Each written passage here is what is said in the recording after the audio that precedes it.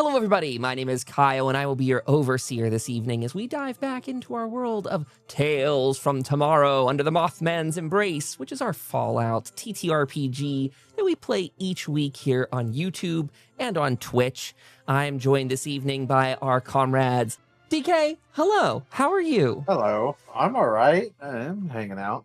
DK will be playing his character Jim this evening, and as you can see, we're going to have a little bit of tech troubles right off the bat. Mac, hello, how are you this evening? Mac will be playing her character Raven. Raven plays a character who has a sort of Mac is fine vocabulator, so just pardon Mac in any delay in typing there. In the background, because alchemy is still being a butt, I got this pulled up in advance. You can see our map. This takes place in the top left corner of the Fallout 76 map. Our characters tonight will be picking up in the town of Hope. We've got Mac's character, we got Jim, and we got Sam's icons stacked up there at the top. So we're going to dive in with them in the town of Hope. Last time they were down at the boat icon. They had retrieved it from Mothman cultists who had overwhelmed a free radicals post and actually found out that there was a boat full of supplies that probably came from the enlightened Mothman cultists of the past. And they were very happy that Raven was able to get her hands on it again. As some of you may know from Fallout 76, there is an event called the Mothman's Equinox. And that is rapidly approaching our players, as Raven has been foretold. So that gives them a little bit of a direction for the next few weeks in game. However, tonight they're going to have a lot of time to regroup in Hope. One of their dear comrades was wounded in the last battle, Lena. She had taken a terrible sort of tumble inside of their armored personnel carrier, their APC. It had been thrown by the magic of the cultists, and it crashed across the pavement, her inside of it jostling free. And it took Raven and her power armor to pry open the APC backing, to pull out Lena, to load her into the boat, and to sail up the Ohio River back to Hope. So that is where they will be picking up tonight. We can go ahead and pull up a bit of the next part of our map here. We'll take a look into Hope. Do we have Sky back? I saw his character move. Yes. Hello, hello, hello. Okay, good. I tried to introduce you, you weren't here, and I felt worried that like something happened just because that's our world recently. But as long as you're good in here, that's what matters. I was just introducing them, saying you're back into town. As you can see up here, everyone, there's a little bit of a port added, but our characters can begin to explore that. There is also a port house that's being set up. I don't know if that's the right word for it. A dock office? I don't know what you call that specifically. But there is an office there set up at the docks there to sort of keep tabs of what's coming and going. They had just unveiled a warehouse. So the people of Hope have been busy building. It's just that the campaign now has a little bit of a darker, more malevolent theme in the background that is ever encroaching and ever persisting. And that's what our players are going to have to grapple with this evening and the rest. I'm going to go ahead, though, before we talk to them any further, we're going to go ahead and throw in the theme music here, the intro theme. So bear with me as I do this.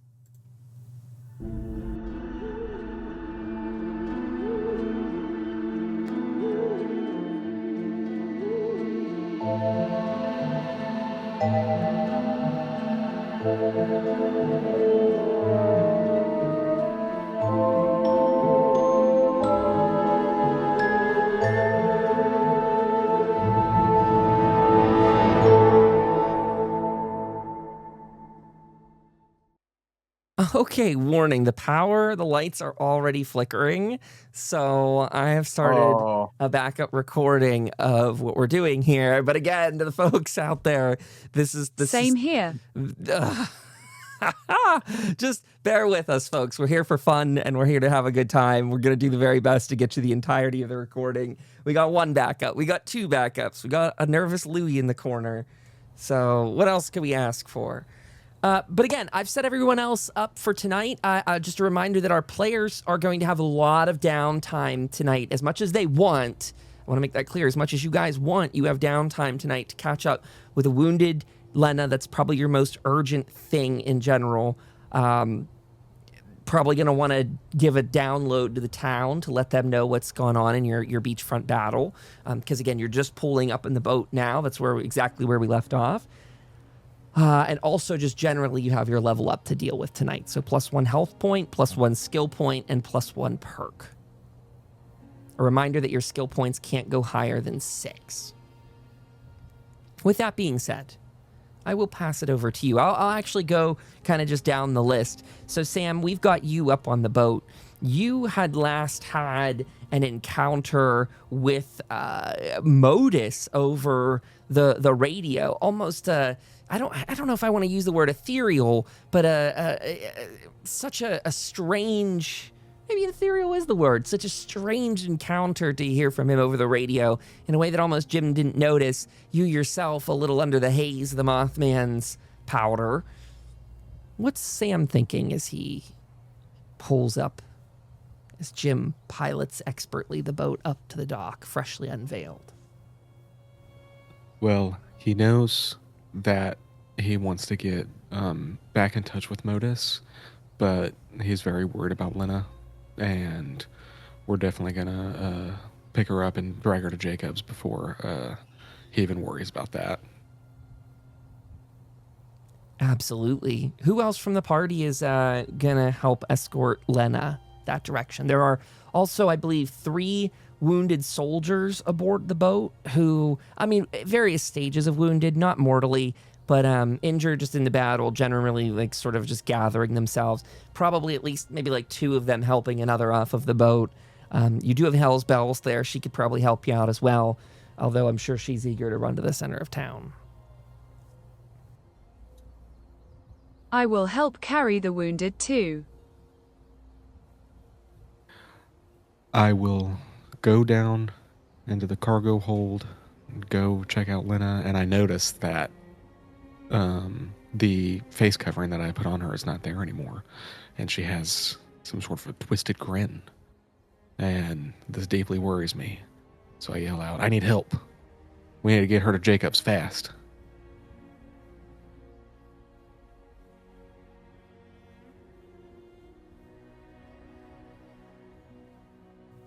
Coming, Sam.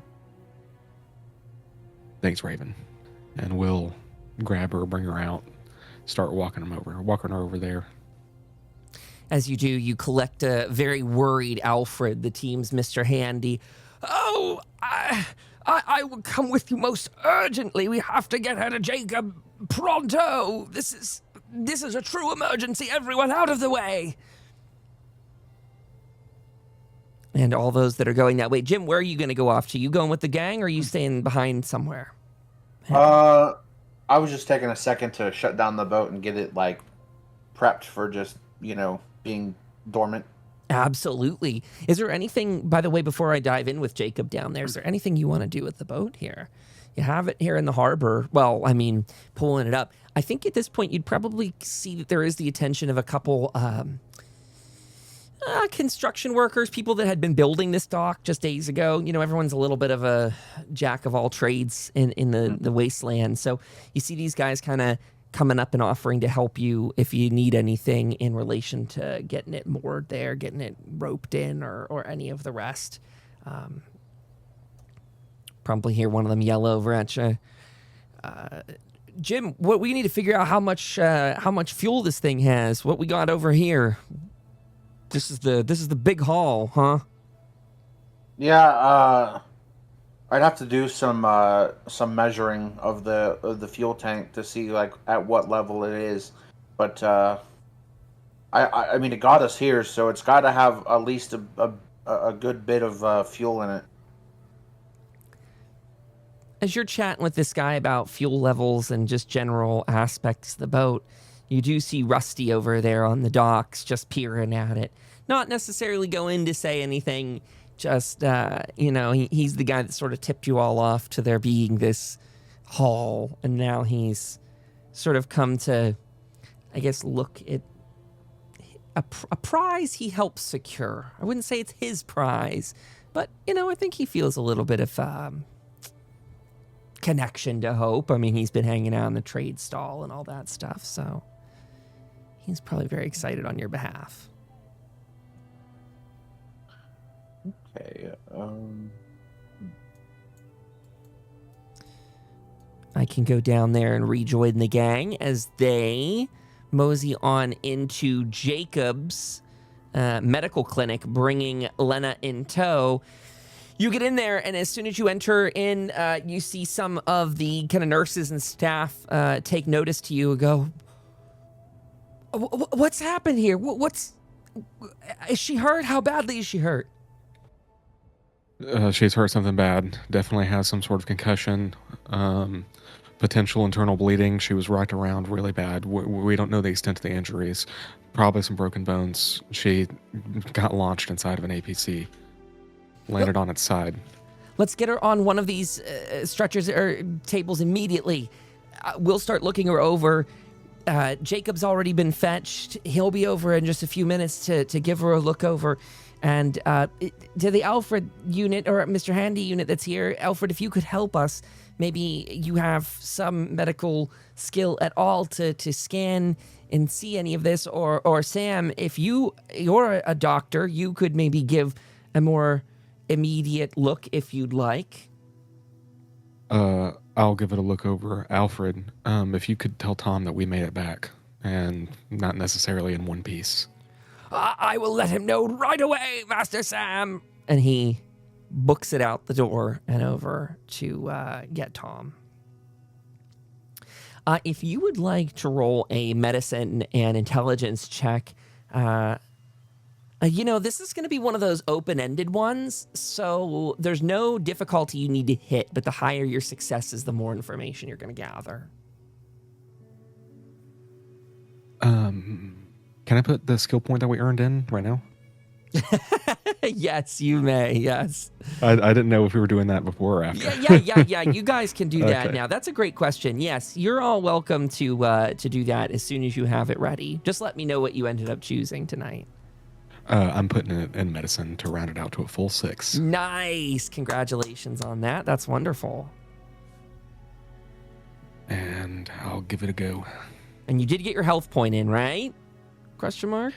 Yes, I'm working on it now. Okay, you do that. I don't want anyone to forget. And that goes for DK, that goes for Raven too. Yeah, Please make sure, because it's one of those things that all I can do is remind you. I don't know if you did it. We just don't want you to be cheated on any health points and such. So health point, skill point, perk, all 3. By the way, I'm sorry, I know I'm taking away from Sam's test for just a second, but there's kind of another sort of GMing model for giving out those points too, and I don't know if this is interesting to you guys or not, but some GMs have taken to breaking up those 3 things and spreading them more frequently within the level. Like you're getting the same level, you're getting the same perks, but sometimes I guess they divvy them out a little differently. Like every 3rd step of the way you get a thing, a health point or a skill point or a perk. So in the future, there's just other ways to try that in different campaigns, or if we ever want to change this. But in the here and the now, Sam rolled an incredible 3 successes on that. So you go up to Lena on the table. One of the nurses is looking her over, starting to kind of remove some of the excess armor and clothing around her.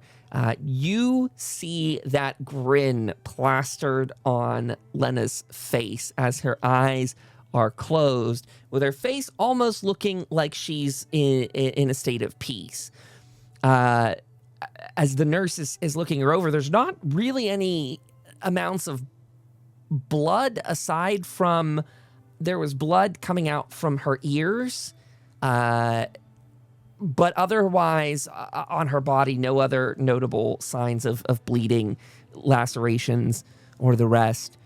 There are signs of extreme swelling, where you can guess that's from her being launched and fallen within the vehicle as it tumbled. You get the idea that her health condition right now is very up in the air, based on probably how bad of a head injury she sustained in the crash and collision.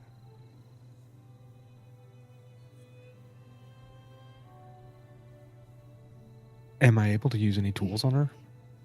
Sure. What do you have? Any form of medicines? I mean, I have a first aid kit. I mean, I know they're pretty valuable, but this is a very important thing. Oh, you're gonna try. Well, what is Sam going to do with a first aid kit with that? If you'd like to narrate his sort of use of those tools.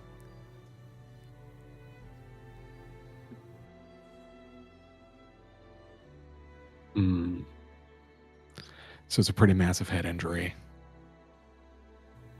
I'm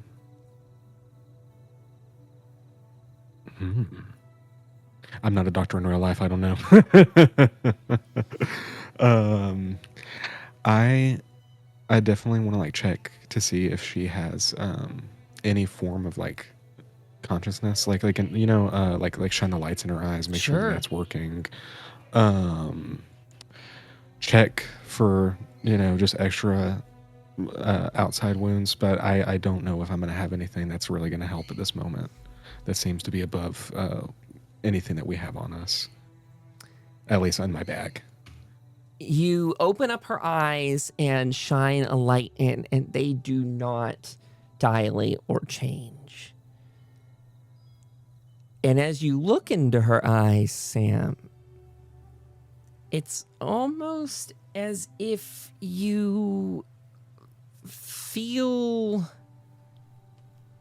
a strange compulsion to keep looking. A feeling that there's something moving in the darks of her eyes. If only you could just see what it is. If only you could just peer a little closer. Sam, why don't you go ahead and roll a... what's the roll for this? It's endurance and survival. Difficulty 1. You look deeper still, and as it feels to you momentarily like you're about to fall into a inky black void, there is a sort of a purple haze, a light that emanates as if you're looking at an eclipse. And in just moments, you pull back. And there you are, just looking into Lena's eyes, unresponsive. Her unresponsive to your looking, your testing. I kind of, like chills gets in down my spine. And I kind of just exclaim that there's something going on here that is deeper than my understanding. These drugs, they've done something. Raven, this might be more your speed. It's almost like she's possessed.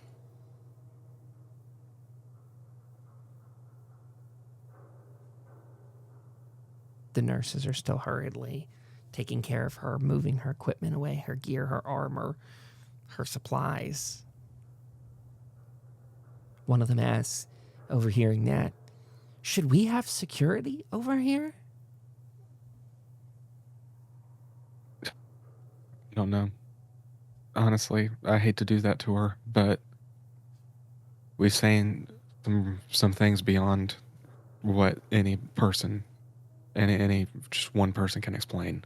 So who knows what could happen to her? We might, have the police securitrons ready. Okay, I'll go get some. make sure we get one posted up in here right away.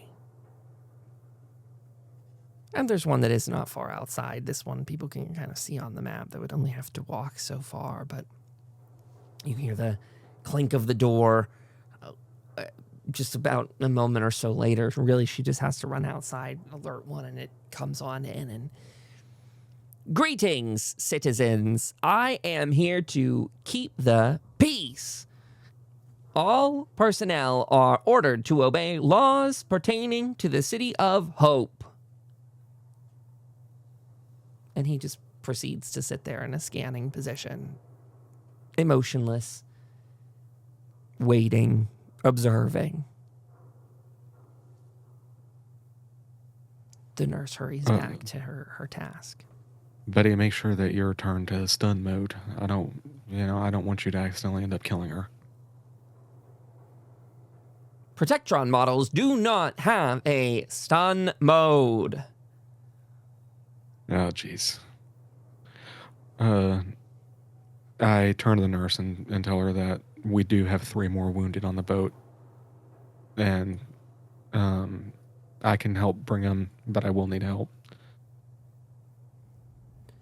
And at about that time, the others would probably be getting down here. Though all of them had sustained some injuries, only one of them was bad enough to need carried himself. So at about this time, you can imagine they're wandering down in here. Some more of the staff in the facility go to greet them, get them onto gurneys, onto the beds there, and post it up. It's actually with them coming in that you see Jacob. He must have caught up with them on the journey down, and Jacob says, "Sam, good to see you. I hear Lena's in some sort of condition, and I see we got some security posted up in here. This must be some little present they gave you on the way back." Oh, yes. She's not doing good here, Jacob. She's unresponsive completely. I checked the eyes. It's blackness, and I genuinely do worry that there's something wrong with her. That is, there's something going on with these Mothman cultists. There was a huge supply of some sort of powdery substance.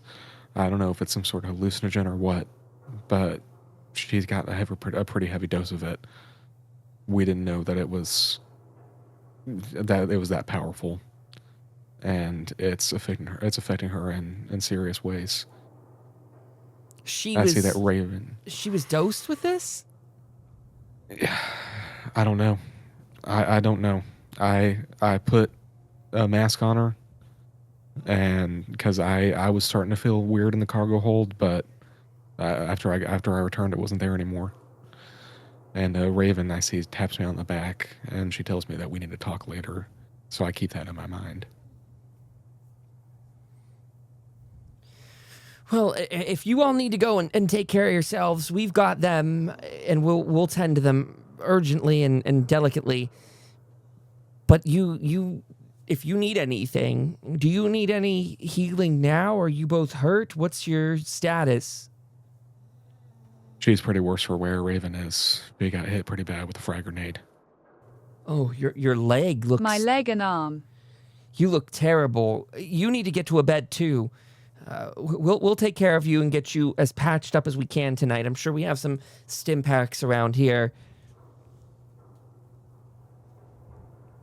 And, Raven goes off to a bed, and they do. Nurses come over and start tending to you as well, cleaning the wound. They give you some antibiotics. The leg, pretty bad shape. And if you choose to, here's the task for you, Raven, above board, is you can decide how much effort and energy you want to exert today. If you choose to have your character stay around here and get full medical care, your rolls will be easier tonight at the end of this day. So just as something to be mindful of, the less activity Raven does, the faster she can heal from those wounds. Unless you choose, by the way, I mean, if you have a large amount of stim packs or whatever, you could just like administer a lot of those to heal up injuries too. So, I'm just offering you one thing. One aspect of the game's recovery system is taking it easy, especially when you have injuries, critical injuries. But you could always use drugs and get past it. So. But as you take your seat on the bed, like I said, they come over, they tend to you, and start getting you taken care of. Okay, Raven says she's going to stay there, especially because the power potentially going out. I think that's a really great idea, actually, Raven. That is really good thinking. Okay, so Sam, the choice is yours what you do next, whether you want to stay around here, you want to go and find Jim, you want to do other things in the town. Alfred went off to go get Tom, or at least to alert him, not to get him per se. He's not necessarily coming over this direction yet. But good that these couple are taken care of. As I get ready to depart, I turn to Jacob and I kind of bring him in close and I say, Jacob, you listen to me. I know this is going to sound just completely absurd, but just don't look into Lena's eyes. There's some sort of thing. It's drawing me to it. I felt like I was going to black out. So just don't let any of the nurses and don't look into her eyes. That's terrifying to hear. So I will let them know. Don't look into the eyes. Good luck. Thank you for all the help as always. Of course. Be safe out there. What the hell am I even doing here anymore? This is crazy. And I'm gonna just go check on Tom. Okay. Before you do that, I'm going to check in with DK and Jim. Jim, what are you up to? By the way, we left you at the helm of the boat. You were powering it down, chatting with some of the dock workers there. Well, I did manage to put one of them oil sticks down into the gas tank, and come to find out that the boat here has about 2/4 of a tank left. Heck yeah. So Jim walks away feeling a bit accomplished that you got a decent amount of fuel for the next adventure, wherever that may take you. Yes. So now I'm going to go and just get some food. Excellent. You go on into the cafeteria. I don't even know what time of day we're at right now, you guys. The attack was in the morning, right? Is that correct? I think we did like some sort of 9 a.m. departure, something like that. So we're probably looking at like, we'll say it's like noon to 2. It's in that window somewhere. It's got that lunch to afternoon vibes. And as you go on in there are a bunch of people who are grabbing lunches, people who are going on their way. I think most of the notable folks from town are out of there right now, Jim. I think that most of them are posted up in other positions. So if you're looking for anyone in particular, I can point you in their direction. Or if you're just looking for Jim to hang out and get some grub, that's cool too. Well, I'm not really looking for anybody at the moment. I kind of need to satiate my hungers before I get back out there and do some work. And do you have any health points missing? Because when you eat there, that will recover a good deal of your health, I'm sure. I am missing, let's see, how much? I'm missing 5. Yeah, there'd be foods there that could definitely do that for you. I don't know if they still have Mirelurk, given it's been a little while. They probably have, what, is there Rad Stag somethings? I need to find a food list. I mean, honestly, you can just put the points in there just for the hell of it, though. I wanted to color it and say that's rad rat meat. We've gone through this before, haven't we, where we ran into this problem. There's definitely Instamash there. That heals you for 4 points. Probably some iguana bites and iguana on a stick. That'll heal you for 6. The food's not the most ideal right now. It's here we go. Rad stag meat. Yeah, there's probably some of that. That'll heal you 8 points. So Whatever you do need to roll 1 on the radiation chart for any of those. So that's just 1 combat die. And if you get the effect thing, then you got some radiation from getting some food. All right. You're clear. No. Oh, good. No radiation for you. Okay, good. Okay, so Jim's sitting down, getting food, getting healed. You didn't have any injuries either, Jim, right? You're like is your leg critically injured, or you healed that, right? This is let me see. I think that got healed. I think it did. Yeah. So, okay, I was just making sure, because that's why Raven's in the infirmary, is she actually has, she's fully critically injured. But I did get some.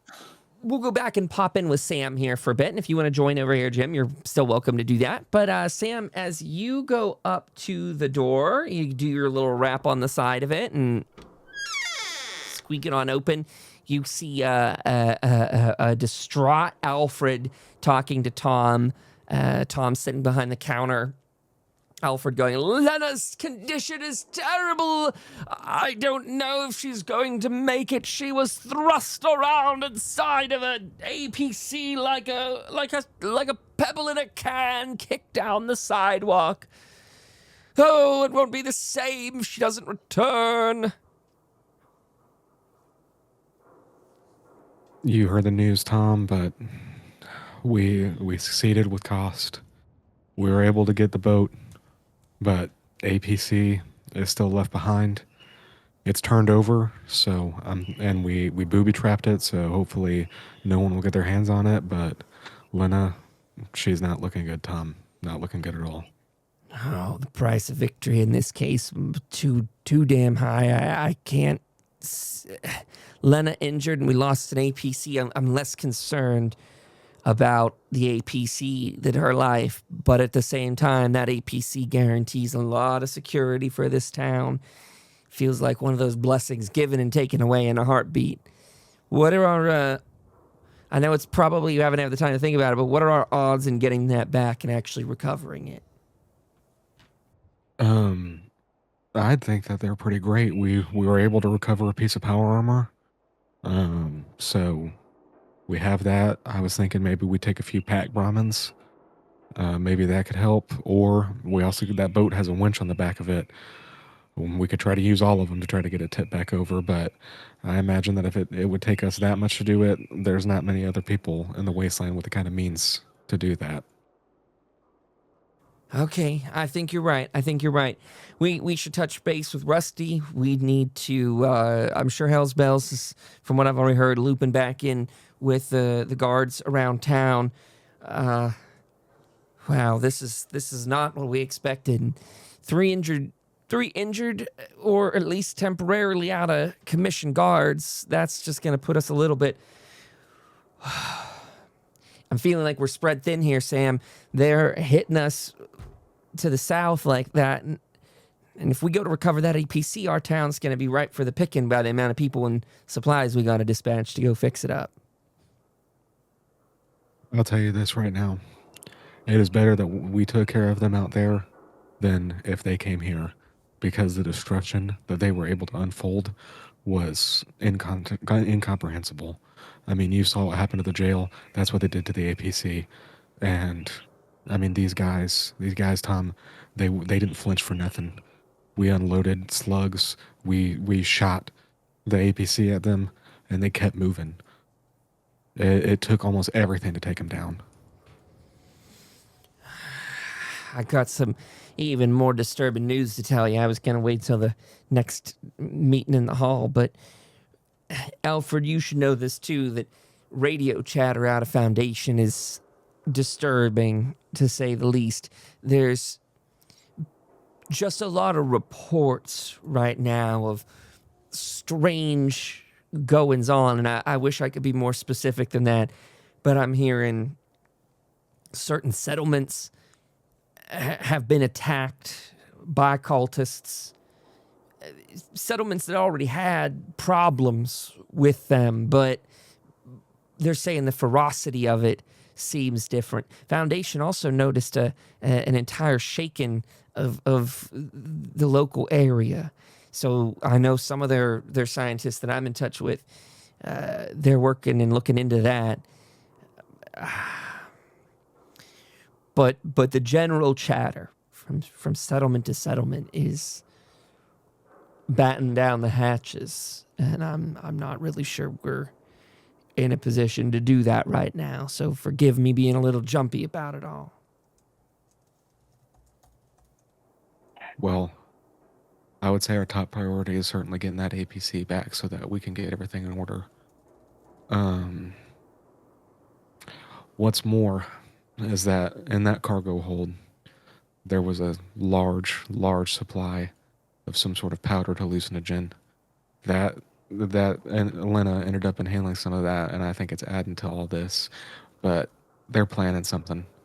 I don't know what it is, but there's something big that's going to happen, and I'm guessing that everything here is connected. I want to take a sample of this hallucinogen back to our old pal Modus up at the radio tower.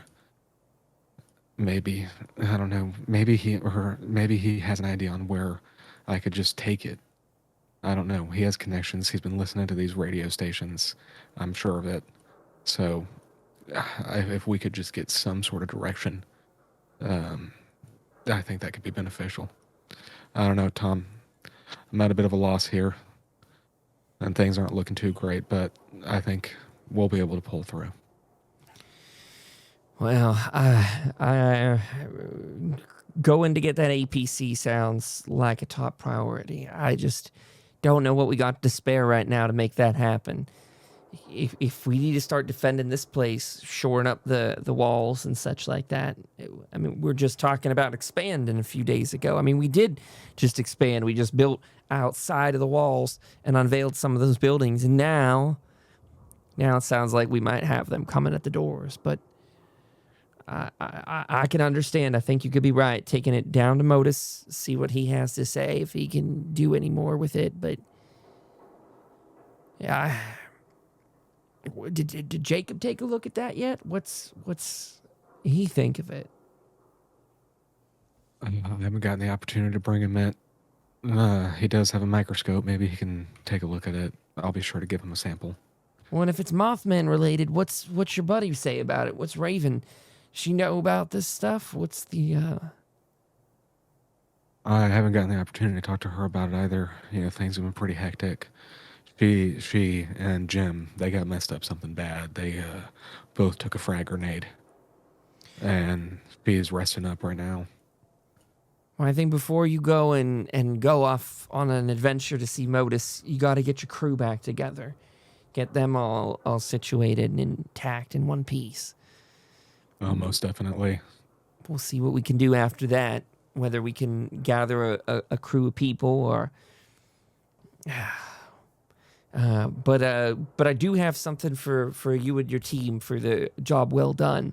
It's not the biggest supply out there, but it's 100 caps each if you can distribute these to Raven and Jim when you see them next. And you, Alfred, you need to take a deep breath, take a sit down. You gotta calm down before you bother someone down at the clinic too much and they are too distracted to help Lena.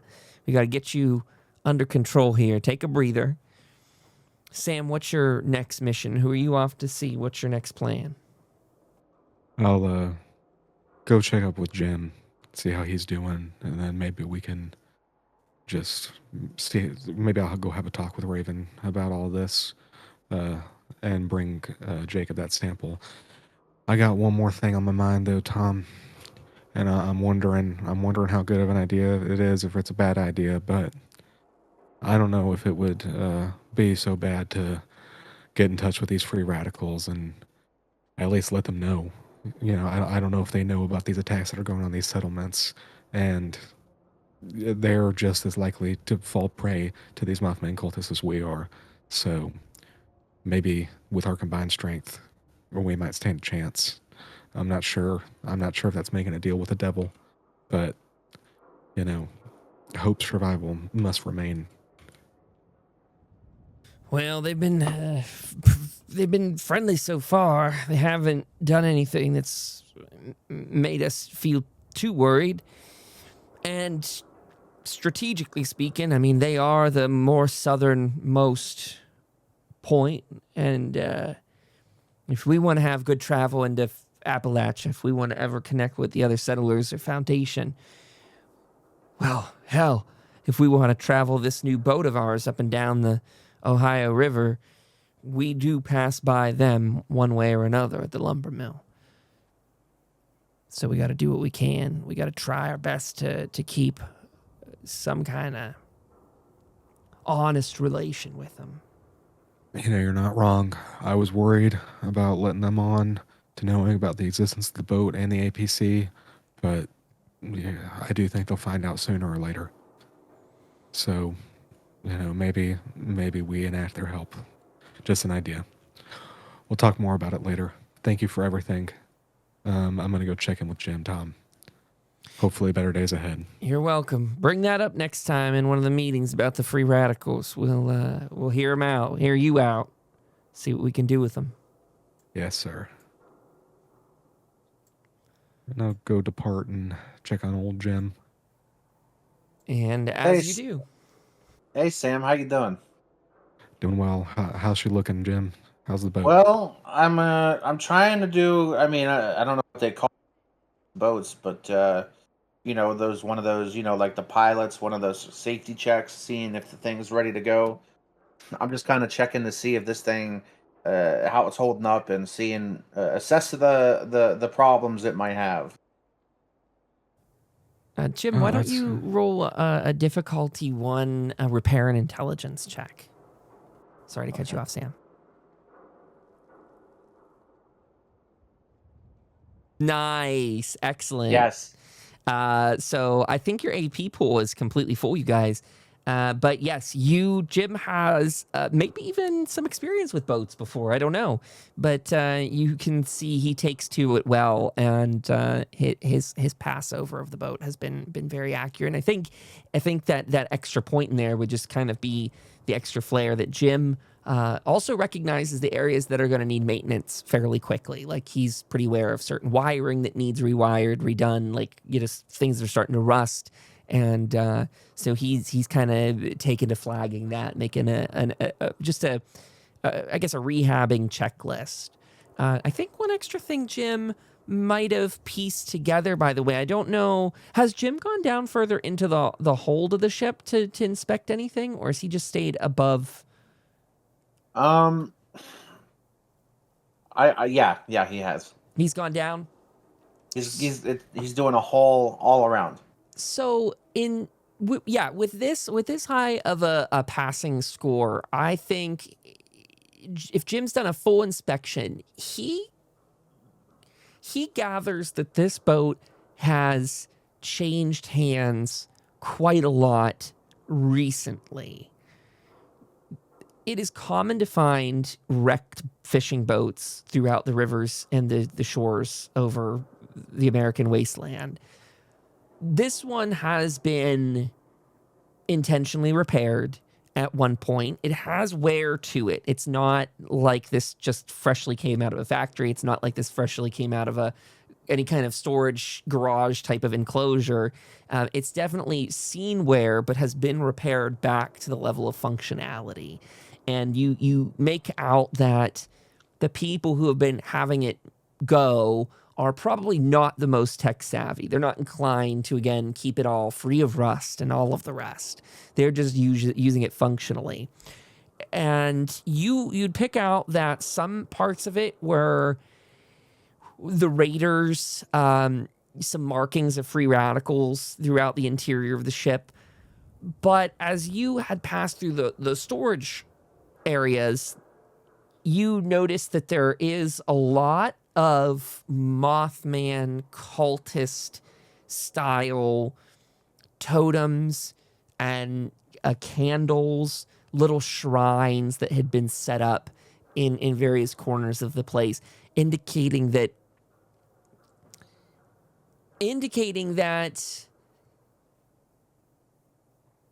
you get the idea that this is sort of layered, that there were Mothmen with the boat, then raiders, and then the most recent occupying Mothmen. And what tips you off to it is how some of the Mothmen stuff is specifically damaged.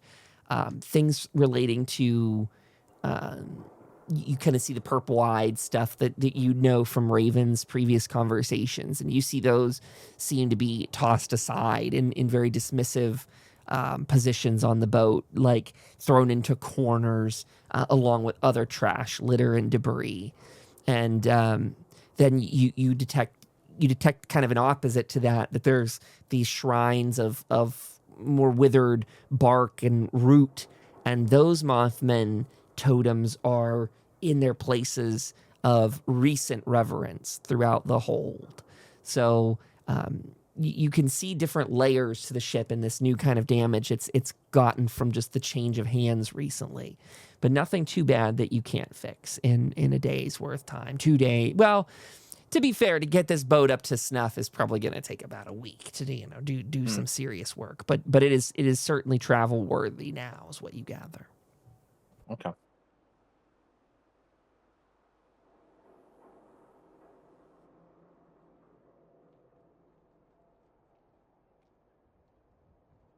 What's your plan, gang? Well, I don't know. I mean, Sam, what do you plan on doing? I was in this building, just kind of looking around, and I look between two consoles, and I see something, and I go and I reach, and it's a little white hat with an anchor on it and the olive branches, and I turn around to Jim and I say, Jim, it's starting to look like you're going to be this shit's captain. And she always, every boat, she needs a name, so maybe that's something you start thinking about, buddy. And I throw him the hat, and I give Captain Jim a salute. I salute back. I said, thank you. Thank you for the hat. I didn't plan on being the captain, but since I made it down the river so well back to here, I guess that designates me the go-to guy for running this thing. That's what I'm thinking too, pal. I'll be your first mate. Maybe when this is all over, we can take it fishing or something. Well, sounds good.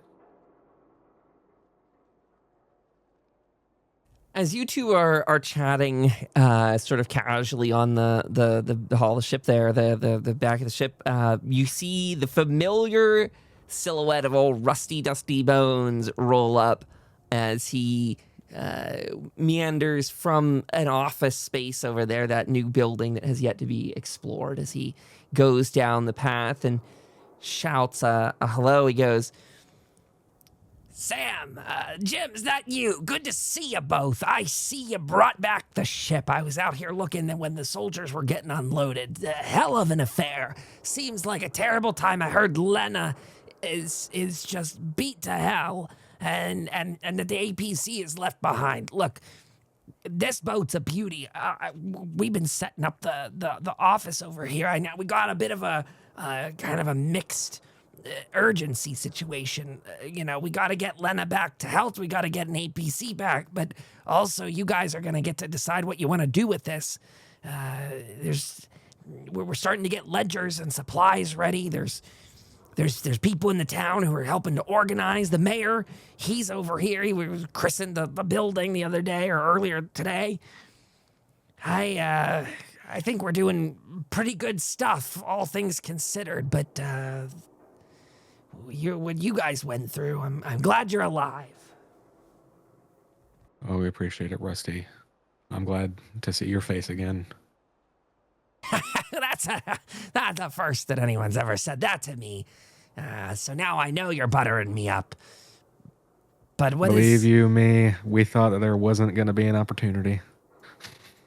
Well, I think there's going to be a lot of opportunities ahead. We just gotta play our cards right. You see this thing? What's it specked out with here on the interior? And he boards the boat and he starts going on, and he's, I see you got a full radio system here. Yeah, and unlike your APC, this one looks like you can actually receive and broadcast signal. Jim, this thing works, yeah?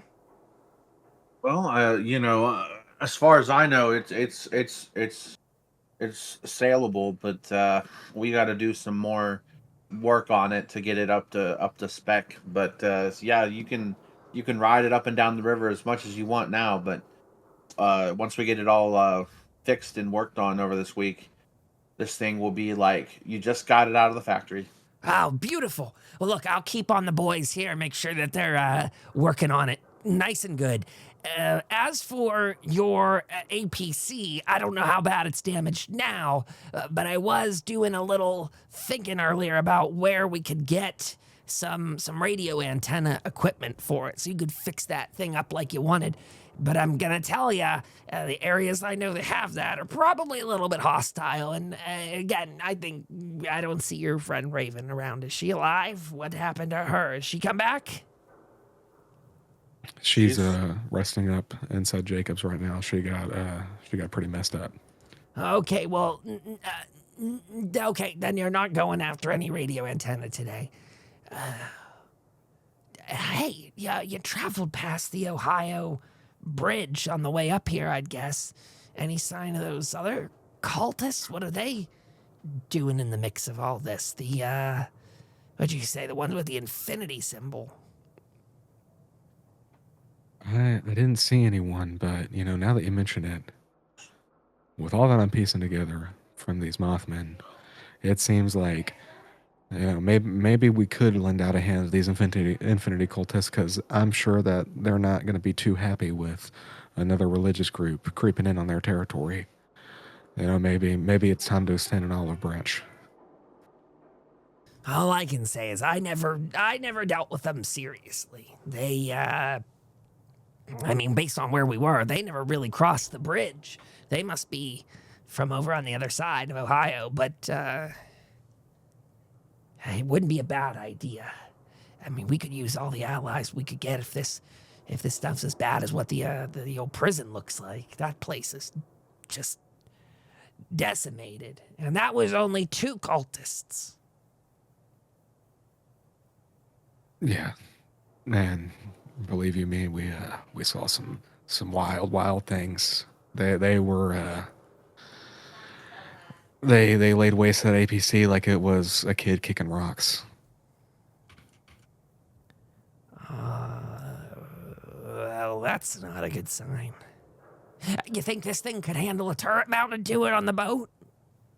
I think so. To be honest with you, it's pretty chock full right now. It's loaded up. There's crates of something down there. It's something that I wouldn't mess with, Rusty, but I do think that we need to put it in some sort of secure storage facility. It should not just be out here. What is it? You want me to take a look? I'll have you know that as a ghoul, most chems and other things like that, hallucinogenics, don't work well on me. I wish they did. They just take 2 to 3 to 4 to 5 times the amount of normal person. So, what you I don't got? mind you checking it out. I don't think it's something that's worth trading. But it's all down here. I can show you it. Lead him down there. Yeah, I'll put on, I don't know, like a KN95 mask. and Would go down there have with them. No, I'll put on my wet rag and go down there. That's a wet rag. You know what? He goes and he pries one of them open. He goes, Sam, you know what this is? This Mothman dust, man. This is what they're fighting over? he pulls some of it out and snorts some of it up his own. Look. Sorry, it makes me laugh a little bit when I snort that much. These guys bring this shit around all the time. 4 times a year. Cultists take this stuff down to Point Pleasant, and they get these big-ass fans, and they blast it all around and make everyone all trippy, and it's kind of like kind of like an homage to Woodstock or something like that. I don't know. I wasn't there for that, but anyway, you got a nice supply here. This could fetch a pretty penny, actually. You could sell this off to some raiders, probably. Well, maybe that's why the free radicals wanted what was on this ship. Ha! I'm not from here, Rusty. I'm not super familiar with the local drug trade. So, but I do know this. It messed me up quite a bit, and Lena, she definitely seems to be under the effects quite heavily. Well, I hope you didn't snort as much as I did. I'm feeling good, but I'm not. This won't last too long for me. Anyway, I would just like to say that you're probably sitting on a pretty penny worth of supplies here. I mean, it's hard to calculate exactly how much, and especially because you're looking to sell it to probably raiders. There's just not a lot of probably urge for this down in Foundation, and but maybe Crater, and I mean, I don't know. Do you happen to know how much we could get per ounce of this stuff? Well, that's what I was thinking. The problem is they don't they do trade in caps, but I think probably what you'd be able to barter is labor off of them more than anything. I got those free radical guys who are protecting the farm, and they're not a farming type of people, let me tell you that. If you don't know this already, let me clue you in that the free radicals are a bit more on the kind of like wanting a little fiefdom of sorts, pressuring some local farmers to do the work for them, and in exchange give them protection. I guess you could say it's a little bit like a mob gig. But again, the free radicals aren't like the others. They're not gonna skin you and eat you or torture you in a cage. Well, their last boss did that, but I hear the new one doesn't. So anyway, I think you could make a lot of trades for protection, potentially, or passage, maybe. And honestly, you probably could barter a lot of stuff off of them, too. Maybe you could buy some. I mean, I don't know if the free radicals want it for themselves or they're looking to sell it, but, you can buy yourself one of their fancy cars or something with this amount you got here. Look, gang, I know that a lot of the morals of the old world are gone and done with, but we're talking about being drug dealers here. Right? That's what I'm getting at? Yeah, what I do in my day job. That's right. Yes. I know that you do that, Rusty. Is that what Hope's going to be known for? Or do we maybe keep this a little bit more under the table? That's a good question. That's a great question. I can't answer that for you. I can just help you trade this to interested parties. And in fact, I probably could come up with a list of names that would be interested parties. And again, you already got it on a boat, so you can deliver it to a significant number of locations, and maybe they don't even have to be in Appalachia, come to think of it. So you could always, it's the choices are yours. I don't know, Jim. This might be, the card that we need to get the free radicals to help us get that APC back. Well, if it calms you any, just think of it as we're in the business of finding and dealing. We find things, we deal them out, we make things happen. Yeah. For what it's worth, you guys didn't go there knowing what was in the hold. We heard that there was a salvage operation for a boat. We have a boat. It's just full of drugs.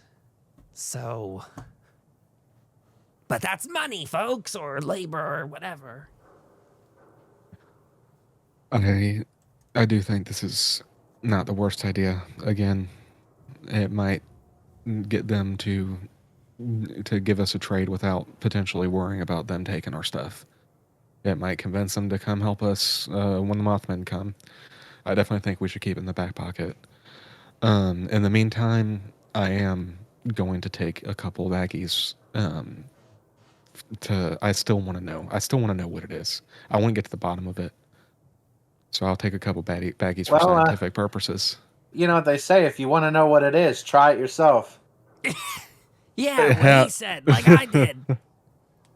I'm looking at it from a little bit more of an educational standpoint here, fellas. I want to know the chemical makeups. I want to know, you know, what this is doing to everyone, what this is doing to people. Well, I'll tell you what it's doing, and I'll tell you about the chemical makeups. Look, I'll tell you that when you're doing this, everything has a great, beautiful purple sheen to it, and you know I can actually smell some of the colors. It's pretty great, and that's hard to do because I don't even have a nose left anymore. So smelling it's wonderful to have it back. Oh, It you know just what? I'm makes me gonna take question. some myself, actually. And he starts pouring some into his pockets. All I'm questioning is why are they making so much? Why are they doing it so often? There's got to be a reason. I mean, does it make you more susceptible to programming? I don't know, but I want to know the reason why they like it. I get why you enjoy it, Rusty. But these Mothman cultists, Look, they're doing it for something other than partying.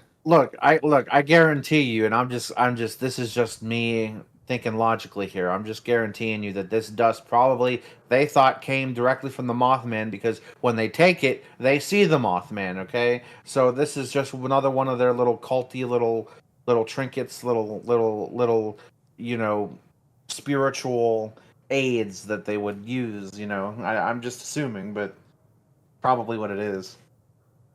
I think you're probably right, Jim. You know, call it being overly cautious, but you never know. I'll put it again. I'll put this in my back pocket. Both the idea and the drugs in my back pocket.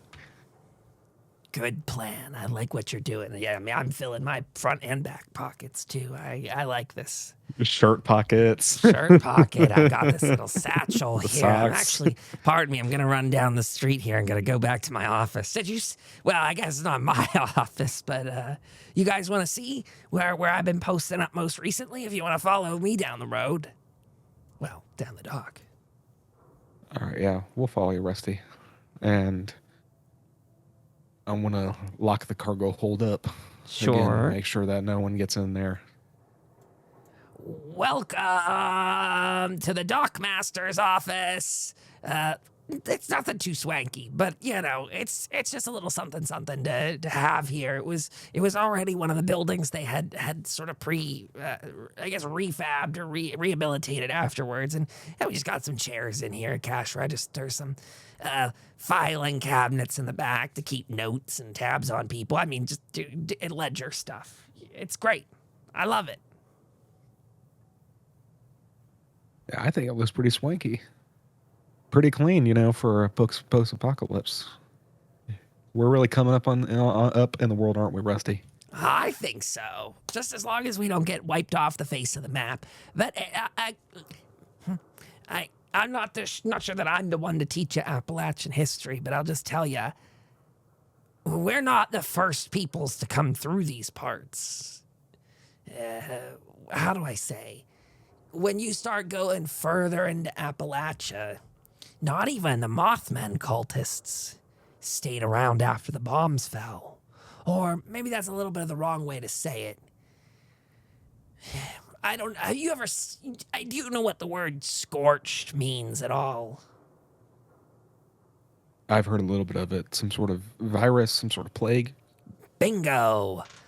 After the bombs fell and people started to come back to the region, there was a plague of sorts that came through, and for a time, they say, Appalachia was completely deserted of life until about the time the 76ers came out. But I'm just trying to say, I guess, that people come and go like the tide here. And that's our goal, not to go out so quickly. I think Foundation's become a real gleaming jewel, and I'm sure this boat would be a hell of a faster trip down the Ohio River for people who are looking to get to Foundation for what it's worth, if they're not looking to post up here and stay for themselves. So The way I see it, boys, you're in a little bit of a rock and a hard place if your goal's to try and rehabilitate this town. On the one hand, it seems like the Mothmen want to do some irreparable harm up here to maybe the whole area. But on the other hand, you still got refugees fleeing south that are coming through here, bringing new life and new coin, or at least maybe some new hands to work at the farm. I haven't journeyed too far out. I haven't seen these scorched. But I imagine there's something at the bottom of that as well. You know, I heard, is there any relation to that? And I heard some sort of stories of some winged beasts flying around here. Well, yes, they call them scorch beasts. I've never seen one myself. Old Rusty here stays to the mountain, stays to this area. But I hear the scorched are there, still, ever present. More like, they're kind of like feral ghouls. You stumble on them like bugs in a house, like rad roaches under the stairs. But I don't know that many... They're not spreading like they used to. If you guys go down that way, you might have to get inoculated, though. And maybe that's even something that your crew should be talking to Foundation about, is how to get those inoculations up here to get them to the people that are going south. For example, if you start this little boat ride of yours going back and forth hauling people, you should probably make sure they all have the vaccine before they go to their imminent death. Oh. Yeah, I mean, God forbid that that plague comes here, and we're the ones who bring it back. I'll definitely consider that. Thank you for the information. Oh, Rusty knows some things about these areas. I've been around long enough. Much appreciated. I think, in the meantime, if anyone's up for it, Jim and I, maybe we could meet up with some of these Infinity cultists. I would like to check on Raven, see how she's doing. Yeah. And that is a great place to do our break for tonight. Let's go and do our 10-minute break, and you guys can check in with Raven in a few minutes whenever we're done with that, and then you guys can decide what you want to do. There are other... I mean, I guess we could look at, Raven getting... if you want to take her with you in that expedition, we'll have to just see about getting her healed up, or she can go in whatever state she's in. She's maybe up for it. So let's see what she has to say. Oh, whenever Raven finishes her thought. Actually, I'll go ahead and roll our AFK right now, Raven. You can finish your thought as we do that. But let's go on our BRB. 10 minutes, everybody. Oh, there we go. Here. They're all back. We didn't have to wait minutes, just seconds. Okay. So we're picking up where you had left off with Rusty. You had the conversation with him. And Raven is down in the medical area being checked out. Was it your goal to go down there and see her, I think, was the part of the plan? Yes, we're going to check in on her. Go for it. That sounds like a noble expedition. Go see her. She's typing away in chat. Just for the people at home, you can kind of see a visual of hope here that the boat's up this way, and just down here is the previous town cinema theater converted into an operating theater. Sam, as you go down there and open up the door, you see a bit of a hurried, busied scene still. People crowded around Lena, seeing what can be done there. A lot of attention to Raven. Her wounds were pretty severe. I guess I'll also just say that the hurry is starting to die down. It feels like they've got a pretty good hold of whatever the situations were. And in fact, Jacob would probably be over attending to you, Raven. Looking at how bad that leg is. Sam, you come on in. How's the leg doing, Raven? I think she'll be lucky if she can walk on it again after that. I'd recommend not taking any more grenades to the leg. Oh, we'll keep that in mind. Doctor's orders, Raven. I know how much you like things going boom. Yeah, this is the second time I've had to patch her up from a... Doing okay, Sam. The big boom hurts. I'm sorry to hear that. Second time that I've had to patch you up for explosions. Also, well, we're not even going to go into the fact that there's another contagion you've brought to my doorstep. It's sure justifying our need to expand out the clinic here. Well, I have similar opinions. We definitely need to get working on that. But, you know, the laundry list of things that need to get done around here grows by the day. I'll be sure to lodge a formal request with all Mayor Smiles now. I haven't seen him around yet, but I'm sure he'll probably be stumbling through at some point today.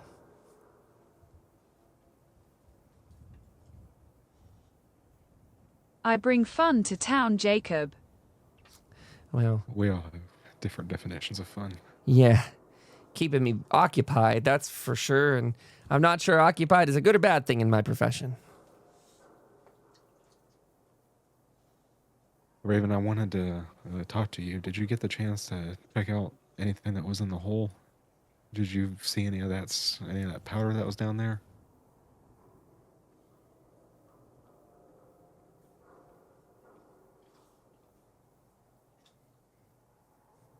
Sam, that powder is needed in Point Pleasant for my people's offering to the Wise One. They will need it in 3 weeks.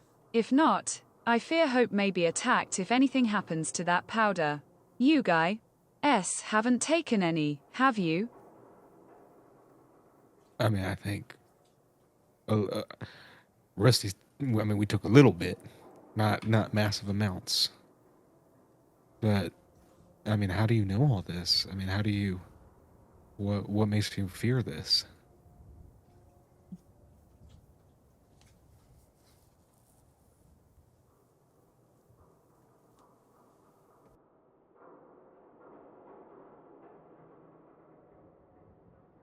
It make us see his light.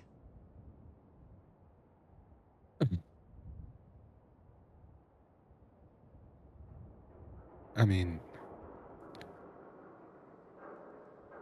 but how do we know that there's a link between it and between Hope getting attacked and this, and what if bringing it to them proves to be dangerous as well?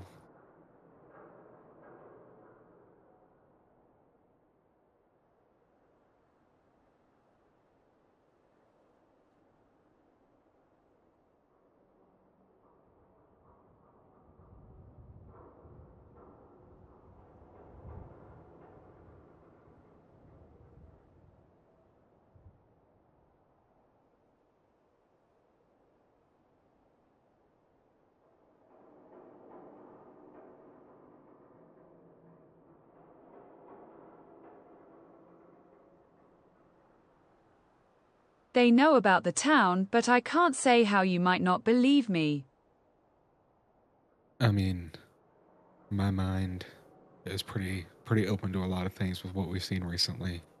But I mean, most importantly, didn't they abandon you? Didn't they kick you out? I mean, do you trust these people?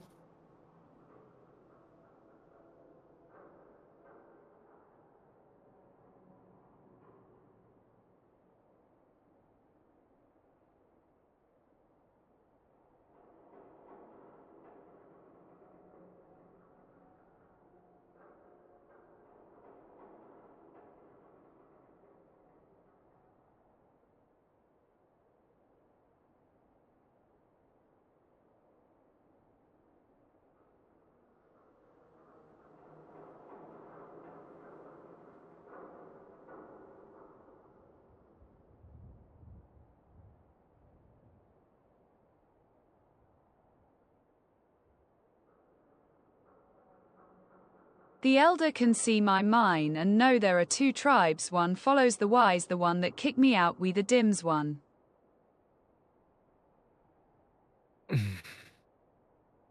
I think.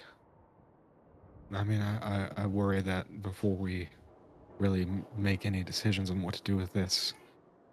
I mean, we have a boat. I know that Point Pleasant is a coastal town. and it's not too far away. We might take a journey there, see what this is all about. Might leave it behind before we bring it there. Because can you trust these people again? They're coming into your mind, but does that mean that, that they're good people and they're being open and honest with you? 3 weeks, Sam. They will need it soon. You trust me, don't you? I trust you. I do trust you, but I've come to find that, there's potentially stuff that can be done with that, and it could be used to help benefit the town immediately. It's a lot. I don't know. I don't know what we should do.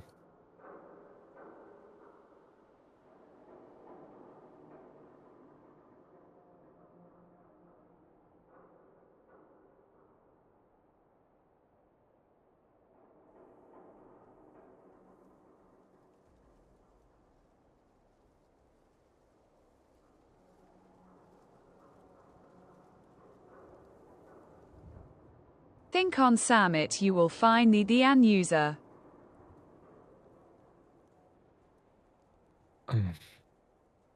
All right.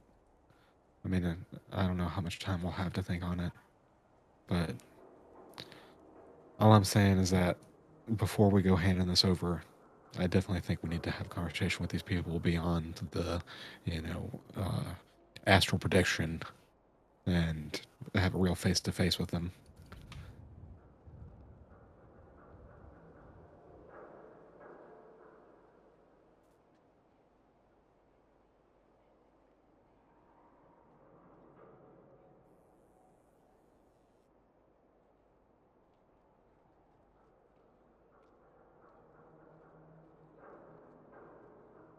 Maybe I can get them to call you on the radio, maybe. We'll see. It seems that they like to use more ethereal forms of communication. I might have to take some of that medicine myself and see what it does to be able to talk to them. But, do you think they'd miss all of it? There's a lot of it. Is there any way we could, take a little bit off the top so that we can try to use it for trading? We really do need the free radicals' help. Trading.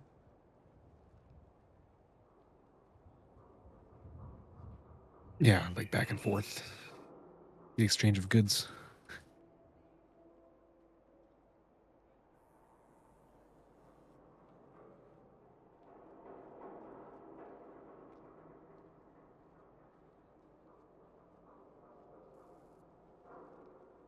I don't know, maybe just a little wouldn't hurt. Yeah. If they have something to say about it, then they can go find, their own Mothman I have a dust. bag full. We have some time. We'll figure it out. That can be, that can be decided in the coming weeks. In the meantime, how are you feeling? I know that leg's busted, but I know your shooting arm was good. If it wouldn't be too much of an exhaustion, you could come with us and just maybe hang out on the boat. We're trying to go talk to these, infinity cultists down south. Trying to rally up as many people as we can, just in case, because it seems like there's cultists attacking every settlement, and that's going to affect every single person around.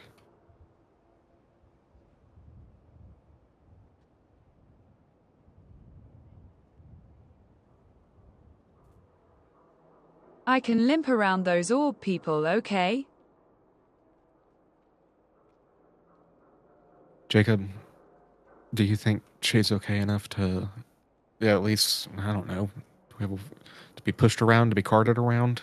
Will it affect her healing at all?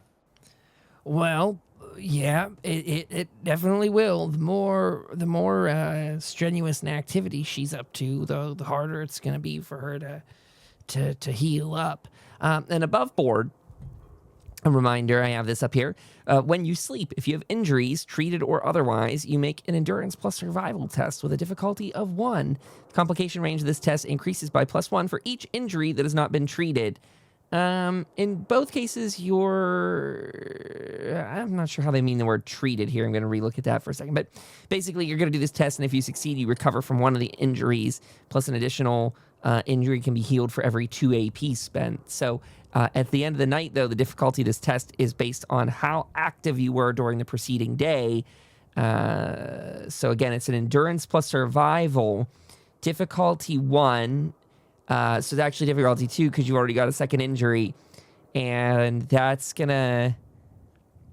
If you do travel and combat, that would be heavy for the day. That would be a difficulty 4. Moderate, which is travel but no combat, is a 3. Light, which is small amounts of travel, is probably that one. Light. Only small amounts of travel or similar because you're putting her on a boat, by what I heard. So her difficulty for the next test would be a 3 to heal.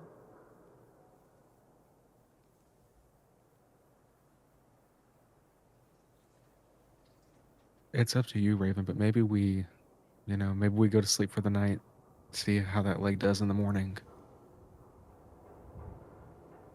And just dilly down. Sam, is there a bed on the boat?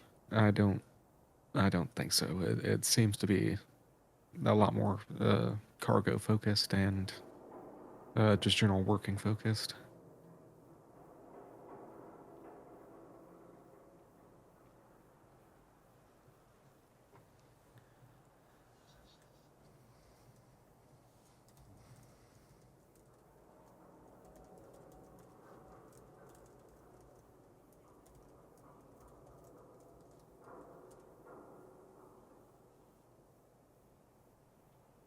Maybe we should rest house Lena?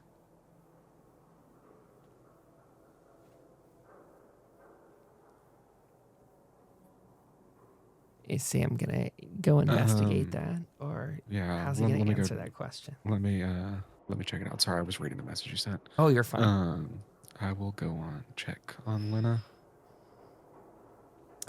You go over there, and the most noticeable thing you see, Sam, is that the smile is gone from her face. Her lips are poised pretty casually, pretty normally, just for someone who's still unconscious, but no longer got this sort of massive grin across her face.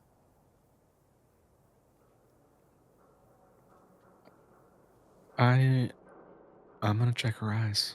I'm gonna see if the blackness has gone down or if they're back to normal. Roll a d20. Actually, pardon me. Sorry, roll a combat die instead. Pardon me.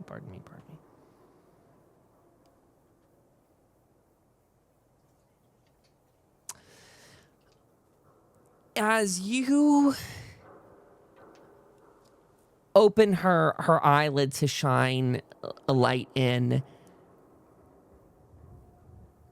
you don't feel pulled in the way that you did before, but you swear as you shine the light there that there is a purplish hue given off where you would expect just blackness.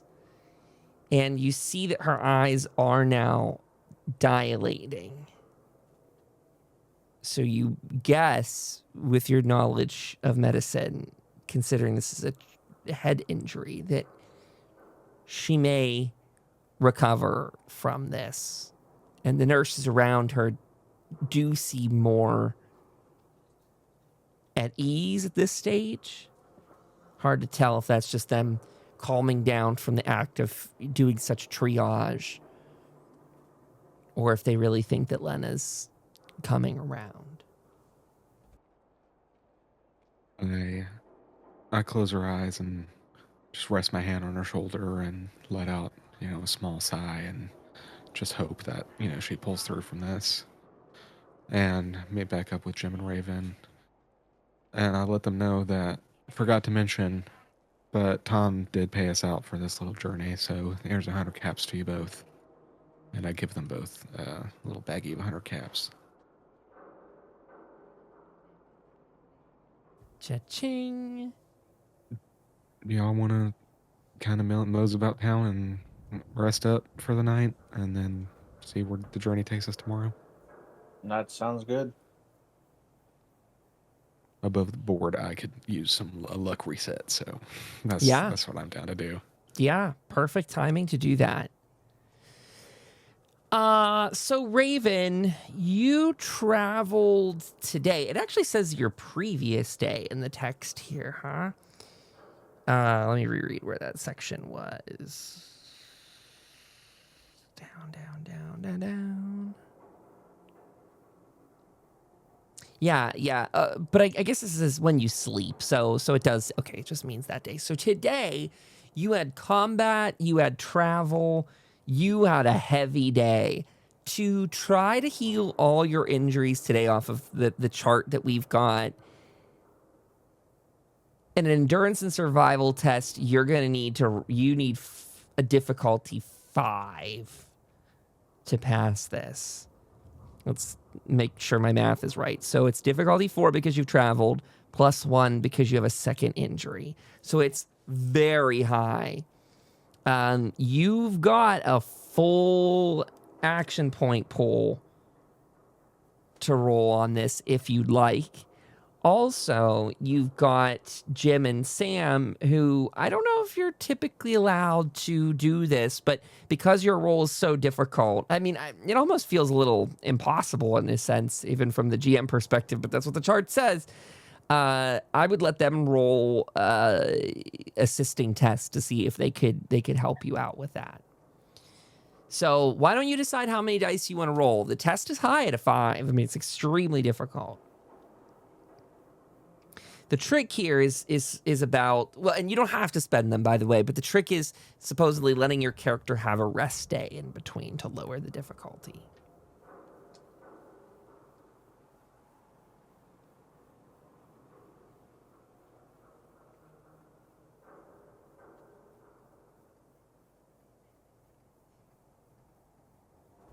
I mean, the team could take an entire day if they wanted to just mill around town to get Raven back up to snuff, or we can get more AP and make deals. Well, okay, they want to hurry. They want to stay on the schedule. Okay. I worry about our 3 weeks. How many can I buy with all the app? If you spend all 6 of the AP, you get 3 extra dice. You'd be rolling all 5. Good question.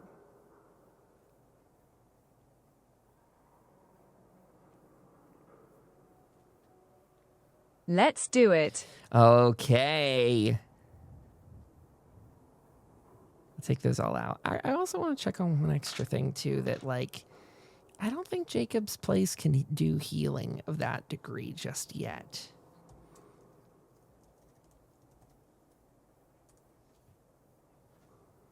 But I am going to double check what he can do. Hope this right.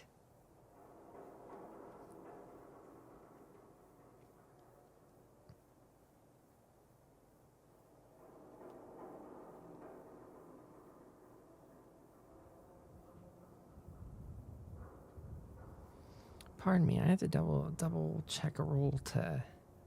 So when you sleep, if you have injuries, treated or otherwise, the complication range of the test is +1. Oh! Injuries not treated. Okay, complications, so that's irrelevant. But wow, I'm going to put that on a bullet. Oh, really pay attention to that one again. If you succeed, you may recover from one of those injuries, plus...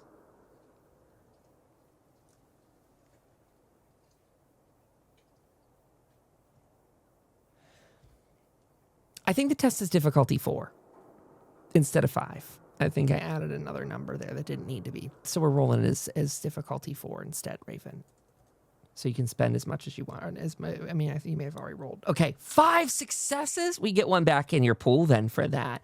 Holy crap! I missed it because I was reading the notes. Raven got 5 successes on that. You get your AP back in the pool there because, again, I lowered the difficulty by 1 anyway. So you get your AP back in the pool, and we'll say with that incredible of a roll that it does account for both injuries being healed. So this night of sleep is good for Raven. She gets expert care from Jacob and the staff there at the hospital. She is in the morning feeling raring to go. Almost, Raven, as if, I mean, you're surprised by the rate of healing you were able to do overnight. Stim packs do a wonder, and having, recently resupplied Jacob, you can assume a lot of it's that, but there's also that question in the back of your mind that if being around all that powder didn't help you heal too. So that's going to be Raven. She'll be out of commission for the rest of the day, resting up and getting taken care of. Do the other characters, Jim and Sam, do they want to do anything else throughout the rest of the day? Or are they also just taking the time to kind of ready their gear and prep their stuff and get their own shit in order?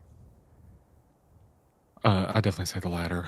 There's a lot. Gotta clean the weapons. Gotta clean some of the viscera off from all the. I took a pretty bad tumble, so I'm sure I'm probably cut up pretty bad. Just gonna clean off those wounds and everything. Absolutely. And Jim, anything you need? There's the shops around. You got an extra 100 caps in your inventory. No, I'm just gonna rest up and get ready.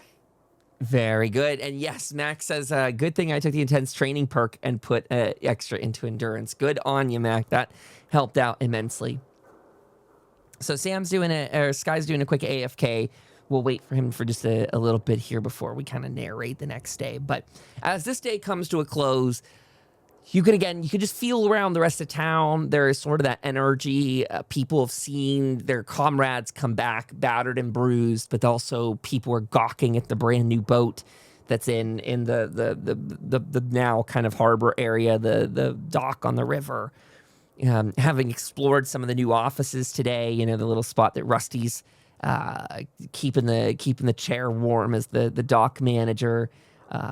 Probably a place that, Mayor Smiles will wind up taking up some residence during the day. He could be a great robot to greet some of those, whoever comes and goes, to keep tabs of the warehousing and all the rest. But these thoughts all pass from your minds rather quickly as you complete those tasks, get tucked in, and have a good night's sleep. And with that, we'll say you're healed up to your maximum, which if you have radiation, keep that in mind. If you're getting a full night's sleep, and I think all of you will, you get those +2 to your temporary HP, or to your max HP. It gets risen by 2 for the day. And we will go ahead and say that, you wake safely the next morning. All is well. Who's the first to rise? Keeping in mind, Raven's even in the medical area. Maybe she's up first.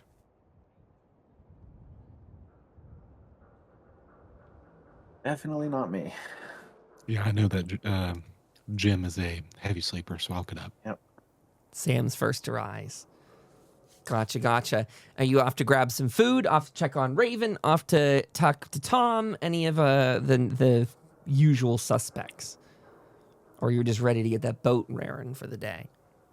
I will, first off, give Jim a little bit of a tap on the shoulder, wake him up, because we're going to be needing to head out, if Raven is doing better. So, give him a little tap on the shoulder, wakey. Oh, what? Huh? Rise and shine, buddy. We got a lot to do today. All right.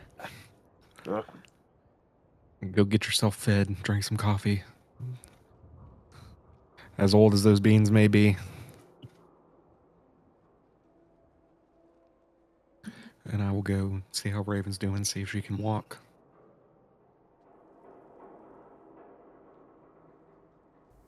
Yeah, and as you get into the infirmary, you see there's a much calmer atmosphere in here today. The soldiers who were being treated yesterday are up and milling about, their wounds well healed up. Again, thanks to all of you bringing and helping so much with the stim packs in the past. You've really given the town the extra resources they need. So, pardon me, let me adjust that for folks at home. That they're just down the street here now, not a far walk at all from where you're staying. But you get in there and you see Raven. She is awake. She is kind of getting out of bed and getting her own gear on. It's sort of that kind of time of day where they're almost clearing out the place, but we'll let her. Hey, Mr. Jacob, am feeling much better. Can I go eat now? I will try not go boom today, maybe. You can see Jacob sort of typing away on one of his terminals and saying, I honestly don't know how you did it, and I'm not really sure I'm ready to ask that sort of question. But from what I can see, whatever I'm listing here in your record, you healed up spontaneously, is what he writes. I mean, those stim packs do a lot, but... The Mothman heals. Well, then that'll put me out of a job, but I'm okay with that. Why don't we get him here to heal other people? Is that something he does? Does he travel? Okay. Oh, it's that simple, huh?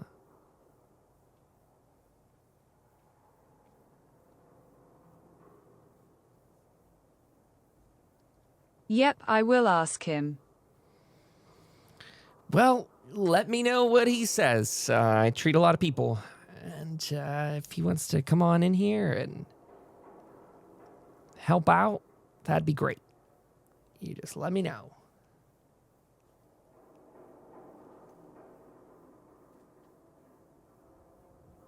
I'm gonna go talk to Rusty. You got She's it. going to go get some food, and I'll meet up with him in just one moment. You make your way up to the dock master's office, and in there is Rusty sitting with his feet up on the desk there, and Mayor Smiles is sort of standing off to the side there. And as you walk in, you hear Rusty already mid-conversation with the mayor. He goes, I'm just telling you, Mayor, you can do so much with this town. I mean, come on. Mirelurk's here to eat. You got the river to travel the food up and down. You even got a bunch of hungry people coming down from the pit, is what I'm told. Well, you could put up some signs, fresh food. We could put up all kinds of notices on the path. I just think you're in a really sweet spot to expand. and the mayor goes, your request is duly noted. I have logged it in our mayoral system, and we will consider it at the next town hall meeting. Sam, you're in the room there. I chuckle at Rusty and say they should have called him Mayor Red Tape instead. This is why I like my own farmhouse, Sam. I can just do what I want when I want, and if people don't like it, kablam! I mean, well, that's kind of a joke, but not really. Honestly, if people are fucking around your farm, you just get rid of them. That's the way it works. You know, you sort of threw a wolf through my window, sort of deal. Oh, I remember. I was never one for bureaucracy either. But, Rusty, I was wondering if we're going to take this boat out today. I was wondering if you and a couple of the guys could, like I was saying yesterday, unload probably all of this powder. I can help out too, but we can unload the powder, put it in a safe place. I see, you know, they built a cellar below the storage facility, so maybe we can chuck it in there, lock it up, just for the time being. Sounds like a plan to me, Sam. I can get people to do that. Well, the mayor here, actually, he's the better person to do it. Mayor, you heard what he said? Let's put that at the top of the list for today. Get all the stuff unloaded so the boat's ready to roll. And the mayor gives him an affirmative on that and sets out the door on his way to go gather up some workers for you. I appreciate it, Rusty. Again, hopefully we can keep this a little bit under wraps. Well, I think news in a town like this spreads pretty fast, but... I imagine so. Yeah, enough eyes on the boat already, to be honest. So we'll see what we can do. Hey, you know who you might want to either be talking to or worried about is your old pal Chuck. You seen him around? He was at the. I like the guy. I mean, I don't mean to make you sound like a bad guy, but he's been milling around, getting to know people in town, hanging out with Terry and the rest, and see him at the cafeteria, and he's hanging out at the trade post over there. I don't know if that guy is someone you want eyes on the cargo or not, but I mean, who knows? He could hook you up with maybe more clients that are interested. It's all about what you know and how silver your tongue is. You know, I trust you implicitly, Rusty, but none of this would be fueled by any sort of competition, would it? No, I don't think so. He's not much a competition, if I'm going to be honest. The guy doesn't have a trade caravan of his own, and he's just walking around. He's more like a... Well, I mean, he's sort of like a corner vendor. He's just selling whatever he's got out of his pockets. He doesn't have a pack Brahmin and a farm and a bunch of raiders to protect it. Not like me. Yeah, he had quite an incident with his Brahmin. He ran into a fly problem. Well, I was just thinking you could fill his pockets full of dust and have him go door to door and sell it. I'll talk to him about it for sure. Had spoken like a great drug dealer already. This is great. If it benefits the town. That's right. If it benefits the town, ambiguous and flexible. That's how I like it. That seems to be the moral backbone of the Wasteland these days. You got it, Sammy boy. Ambiguous and flexible. I'll catch you later, buddy. Thank you for the advice.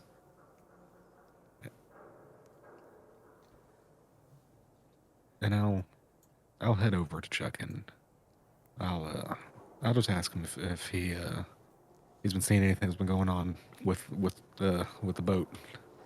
Yeah, you find Chuck. He's probably moving things in and out of the sort of sales depot-y thing there. I'm forgetting the name of it. The trade caravan outpost.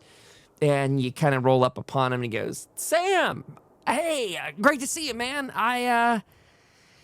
I've been settling into town here. It's a hell of a nice place, honestly. It's the people have been great to me. So thanks for bringing me up this way. I really appreciate it." That's good to hear. Listen, buddy, we found some stuff while we were out. I know that you're in need of some supplies to be trading, and we're trying to unload a little bit of this in order to get with some good graces with some of these raiders around here. Are you familiar with this Mothman dust? I don't know much about the Mothman cultists and their stuff. I definitely trade in chems, but I don't know what you're exactly talking about. Dust. You got a sample of it? What do you? Yeah, I'll pull out some. I'll show him it. If he wants to try it, he's more than welcome. But that's your prerogative, Chuck. Let's roll for him. What's Chuck gonna do? I'm leading down a life of crime. As much as I'm happy to resell for you, I'm not really keen on trying my own wares, so I'm gonna pass on that for now. But I will take some off you, and I don't know. I could see who comes my way if you want me to try and move it for you. Or is this something I should just completely forget about? If you'd like to move it, by all means, but we can't get rid of too much of it, and we need to make sure that whoever's getting it, we keep connected with them. You know, We need to we need to network a little bit with this.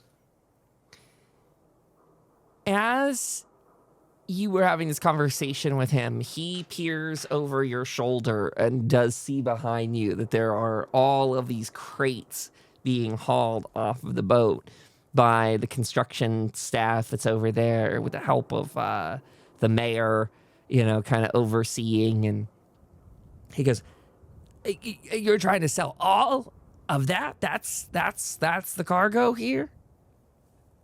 We're not selling all of it. I haven't made the ultimate decision of what we're doing with all of it yet. We're trying to figure it out. There's a lot of different powers at play right now, but I think we could unload a little bit of it. Well, then fine. Give me as much as you want. I'll take what I can. It's probably about time I head out of here anyway. I've been probably taking up too much space in this spot. If you are, well, if you're shipping out, maybe you could drop me off down the road some ways. Yeah, I yell at the guys to leave a single crate on the boat, and we'll give you a ride check. Sounds like a great plan. I'll take you up on it. When are we pushing off? When do I need to be ready? Give it, we'll be leaving here within probably an hour or two. And I'm gonna grab me some breakfast and pack up the rest of my stuff. I'll walk with you there. I'm going to the same place. So good old Chuck makes his way along with Sam over to the cafeteria, and it looks like that's where the rest of your crew is. So maybe you can meet up with Jim and Raven in there. How's it going, gang? Well, tired, but I'm hanging in there. This coffee. I mean, I like coffee. Thing. I don't care if it's old, new, as long as it doesn't taste burnt, I'll drink. Yeah, well, maybe we can put a coffee maker on the boat. There might be Ooh. some extra power. This so-called cough taste funny. Okay, Raven, I gotta ask because you're Raven and that's who you are. Did you didn't put any of that Mothman dust in your coffee, did you?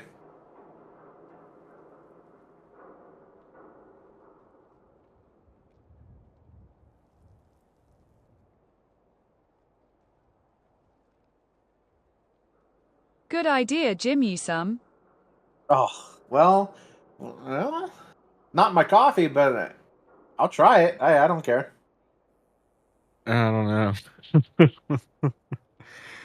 we got a lot to do today. Are you sure? Are you sure about that? Well, It's a little bit early. Take it. Look, I wasn't saying today. I was just saying at some point down the road, I'd like to give that a shot. I didn't know, Jimmy, you were such a partier.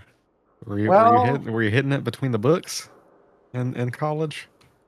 Well, I'll tell you. Puff, pass. I'll tell you this. I don't know if this is for anybody else, but get me an edible, and I'll be able to do work like it's nothing. I do miss that, buddy. It seems these days all we got are these wild chems like Jet. Oh, I won't go near any of that stuff because that can get real addictive fast. No, most definitely.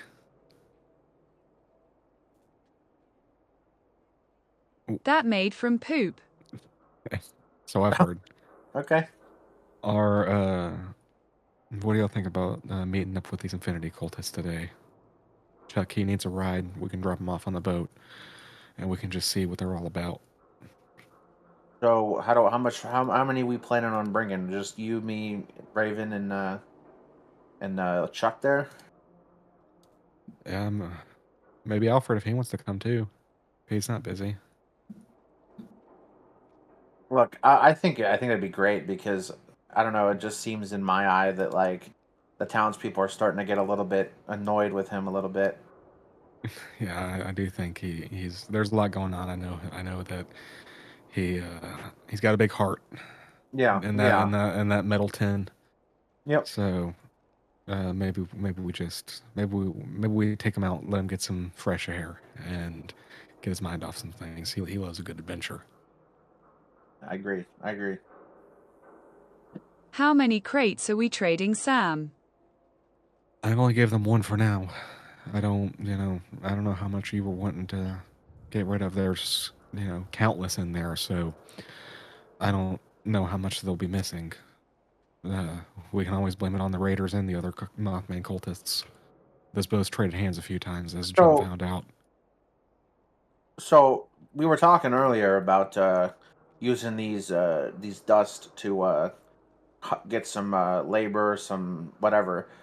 Do you think it would be doable and probably logically, acceptable to use some of that dust to maybe hire some of these raider guys, other people as like hired guns mercenaries to defend the town if need be?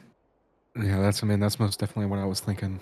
I think you're right on track with it. I was telling Chuck, make sure that he networks with these people, and maybe we can use them. I think, with something to trade, they'll be a lot more amicable to help us. Because, really, the supplies we got in the town are dwindling by the day. Yeah. Maybe we could also use, I don't know if we could do that, but we could do this, but maybe use some of the dust to trade for resources and supplies that we could use to build up some like self-producing like food deposits, like farming and maybe some other things like that, or like to help build like and make like ammo to like build things to that we could end up selling off and trading for some caps, maybe. I don't know, because those supplies are getting real low and we're kind of struggling on that front. So I'm wondering if we could find a way to leverage this dust to kind of get the resources to build these self-producing farms and other things that we need. Well, the free radicals, those are the guys with nuts and bolts on their mind. They're the ones who mess with all those with all the equipment. So maybe they got some engineers or something that could help us with that. Raven, speaking of farming, I are you any good at doing the farming? Growing food and whatnot.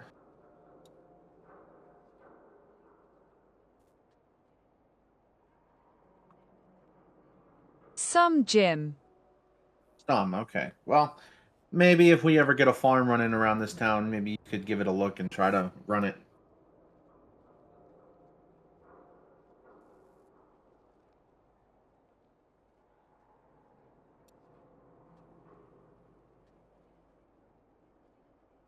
Sounds like a plan.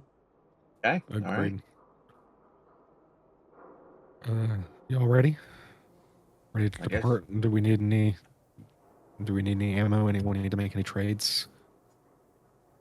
I'm all ready. I'm ready to get things rolling here.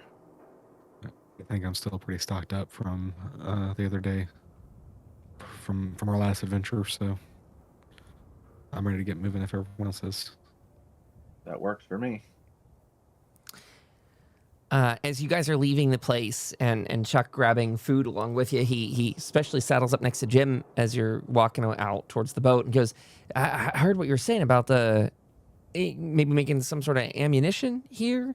There is an old abandoned munitions factory in northern Appalachia. It's, quite a bit inroads from here. I was over there not too long ago myself, but it's a heck of a trip on foot.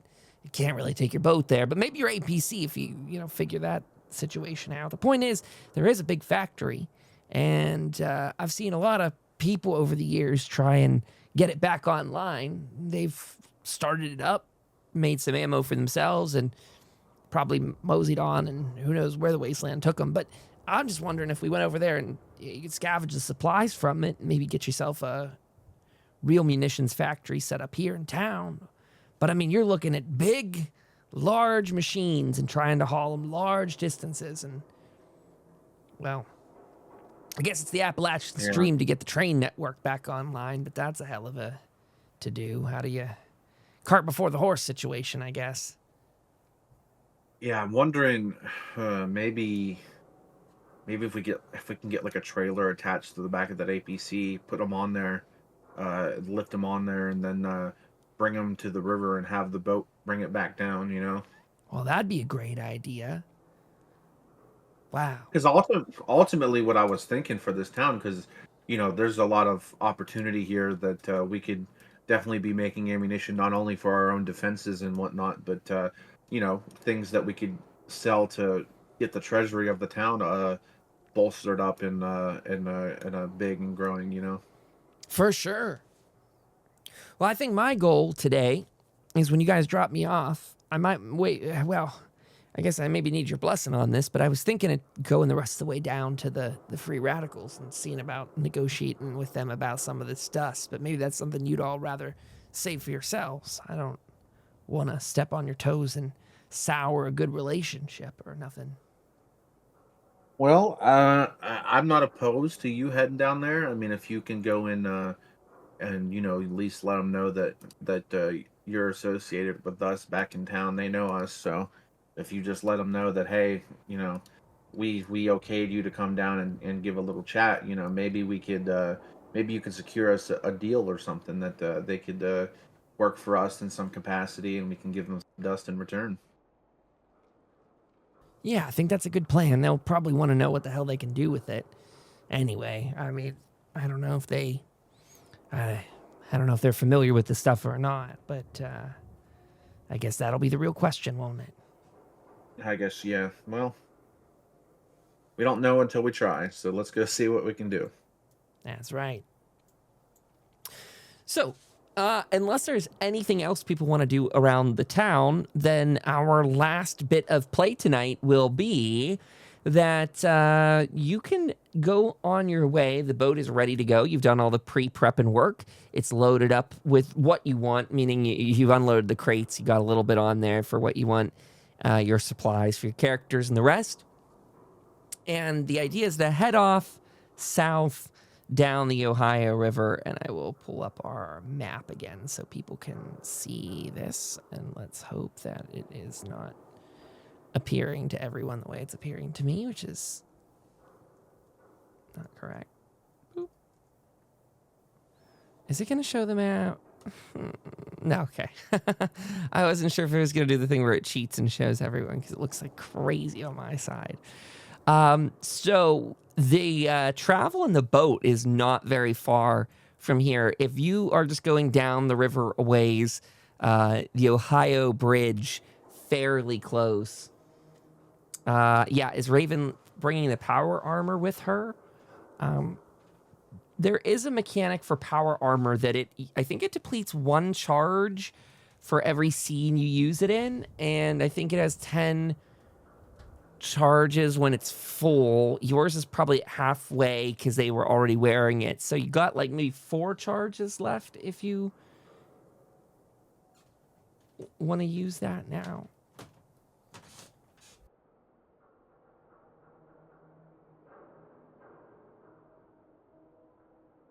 Okay, Mac loads it into the hall then. I'm thinking that since we'll be out, and I forgot about this, that maybe we could try an attempt to winch the APC with the boat and maybe use the power armor to push it over. And if that fails, we'll bring the town to come help us. Oh, good idea. Good idea. So your goal is to go to the cultist first and then the boat, maybe. Where the old boat was, I'm sorry. I mean, boat on the map, that is to say. Where the APC is left. I think that... because the cultists are first, right? Yes, correct. I think we could do that if everyone's game. Yeah, that works for me. Okay, Mac, she's AFK. So with some, actually, let's check. While she's AFK, what does Jim need to do in order to pilot this ship? Yeah. It's in the Wastelanders rules. Let's see.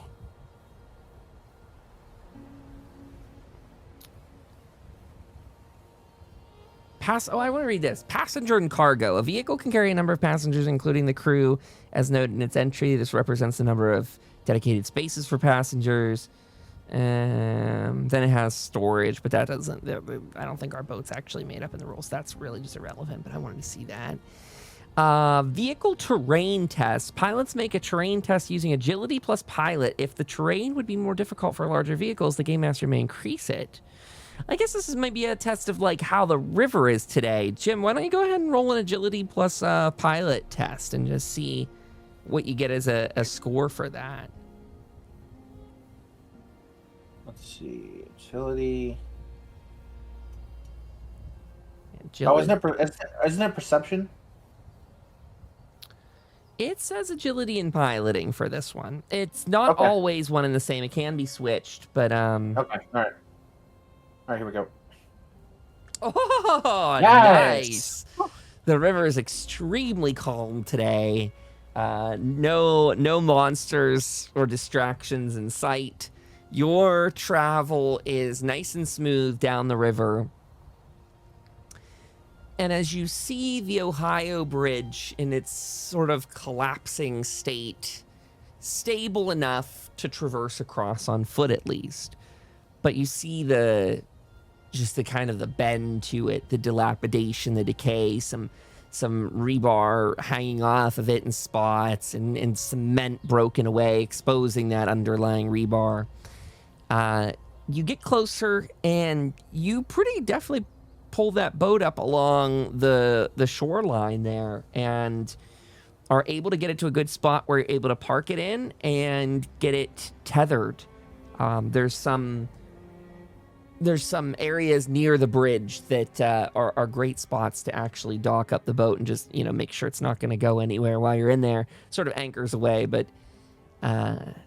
it gives you a great spot to disembark from the boat. Chuck gets out and says, well, I know my way's straight ahead down that road, and you all are about to take a little U-ey up this hill and get onto the bridge. I wish you all the best. It was great meeting you, and if I don't make it back from the free radicals or you don't make it back from the cultists, it was an honor to fight bloatflies with you. Just sorry that it seems like the end of the world started again once we got to know each other. Let's maybe not do that part next time. Hopefully the dust will settle and we'll be able to share a drink after all this is done. Sounds like a good plan to me. See you around, Chuck. So as the three of you return to a bit of a path that you've been on before, who was it that was here last time? Raven and Sam, right? Yes, I think that Jim was incapacitated. That sounds right. So as Raven and Sam kind of lead the way, the biggest difference for all of you this time is that when you get close to the sort of beginning of the bridge, you see bodies, 4 of them, in robes. Which cultist robes, you can't tell immediately. But there are bodies, 2 laying on the ground, 1 sort of strung up in a sense on one of the cars that's there, almost splayed over the up along the windshield of it. And 1 other cultist who is tethered to a vine-like protrusion from the ground. Now, Raven, if you're taking lead on this, you could roll perception and survival and see what all you can detect from this scene as you're getting closer.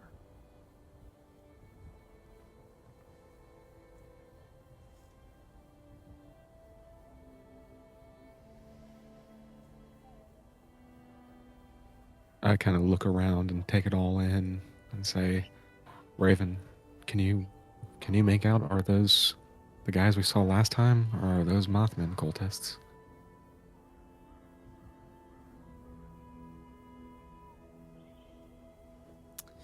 With one success, it's pretty hard for her to tell. It seems like you're going to have to get closer if you want to inspect them. Not sure, but I do see a vine. Stay vigilant, everyone. And I pull out my hunting rifle.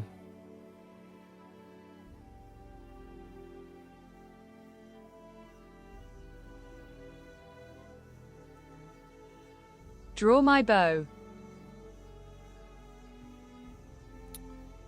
Okay. Is the idea to inspect what's here, or is it just to move past it and go forward on the bridge?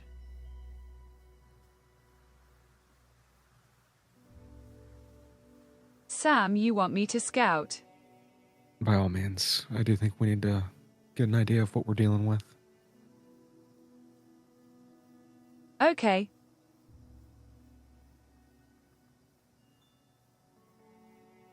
Sorry, what does that actually mean? Is Raven just going ahead? Or are you guys looting any bodies here? You could do that as well. You could pass by all this and move forward. Oh, she ran a sneak test, so I imagine that she's going to sneak ahead. Gotcha. There's nothing notably for you to sneak around right now. The bridge appears empty. I say we just keep moving. Sam, it looks clear. That's good. I suppose we'll cross the bridge. So as you begin crossing, you see scavenge vehicles still sort of just in a line on the bridge. Cars that were probably going to, pass across from one side of the Ohio to the other, bringing trade and, working various jobs, but now kind of immortalized on the bridge. And as you get to the end of it, you see up on the horizon a sign that some of you have seen from your travels all across the Wasteland, a Drumlin Diner sign off in the distance down the road. It's on the path straight ahead of you, if that's something you'd like to pursue. Or you could keep moving sort of in whatever direction you prefer around these parts. But no sign of the cultists as you cross, not except for that damage, the bodies that we don't know who they belong to. But that diner sort of sits on a hill. Sam, the building up ahead. I see. Is that a diner? Maybe we check it out. There might be some more information in there.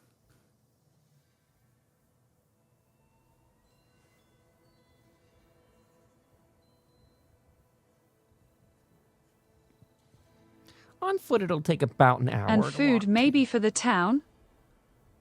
Yeah, maybe there is some stuff we can take. What'd you think, Jim? Yeah,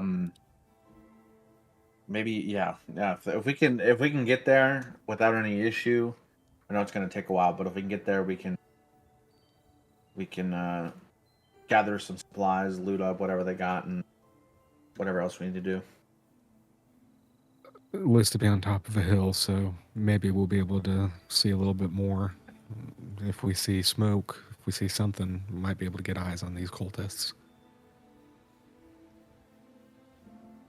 Yeah. Because I think, we got to be careful what we're looking into, because, it could very well be those guys that we met at the boat and they might be like wanting revenge for their fallen comrade. Well, we'll get an idea. If we can take them, we'll take them. If not, we can always try to book it. Well, here's my thought. If it gets serious and these are guys that we aren't and we don't want to mess with, maybe it would be a good idea to check on back and see about getting that APC up and running. Oh, most definitely. I definitely want to get that done. All right. I say without further ado, we'll keep that plan in motion and go check this out. So as you're all walking and talking, I think you all notice some pretty intense looking rain clouds, storm clouds rolling in over the horizon.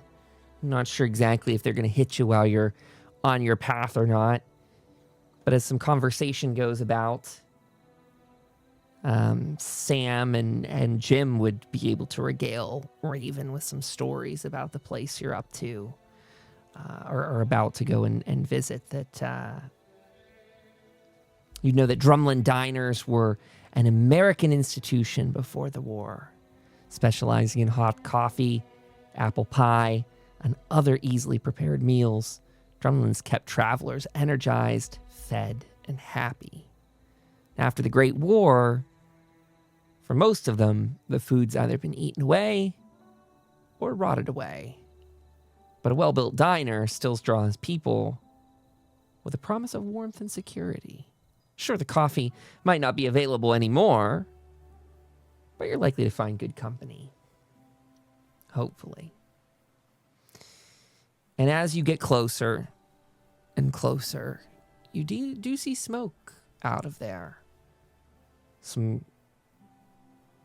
Probably some small campfires up that way.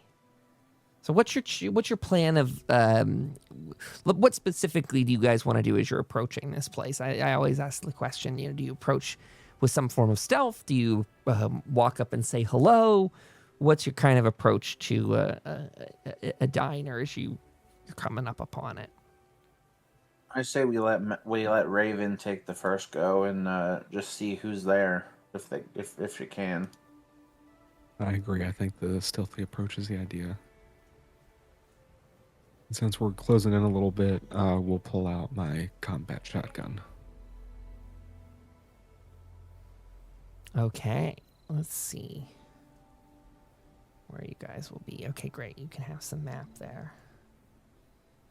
Let's put you guys on this one.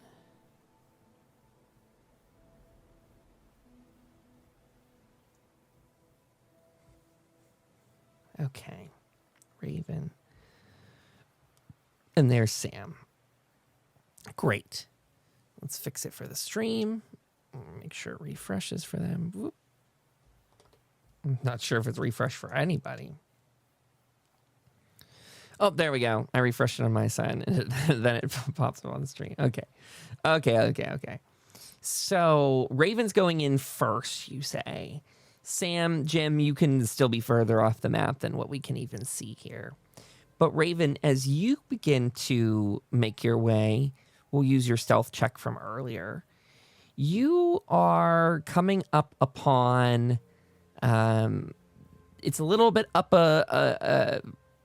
probably like an offshoot from a major road through here that they turn off of that major road going over the Ohio Bridge, and it takes them sort of up just a very minor drive, sort of not even a service road so much as just a little ways off to a little eatery. Gives it that nice visibility so people coming through the Ohio travel, they would be able to see it nicely, or anyone passing from West Virginia over to Ohio, I should say. And as you come up upon the place, you don't see much activity on the outside. You can show me kind of what all you want to do and go for. So Raven's going right up to the window here. And it looks like there's a door just down this way to it as well. You're looking through a window, huh? So as you go up to the window, why don't you roll that perception survival again for us? See what you get.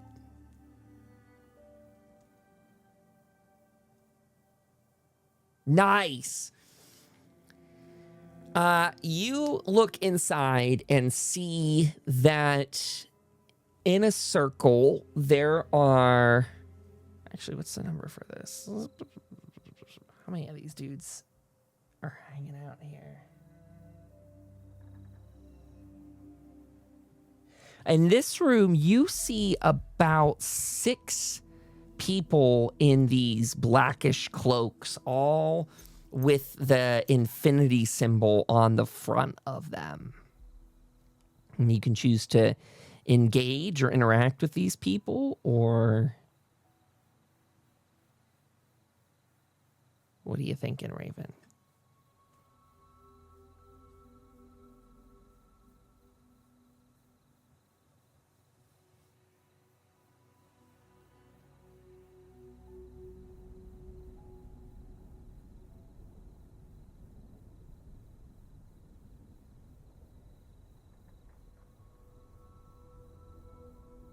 I head back to Sam and Jim to tell them the orbs are in there. Sure. So, did you see how many there were?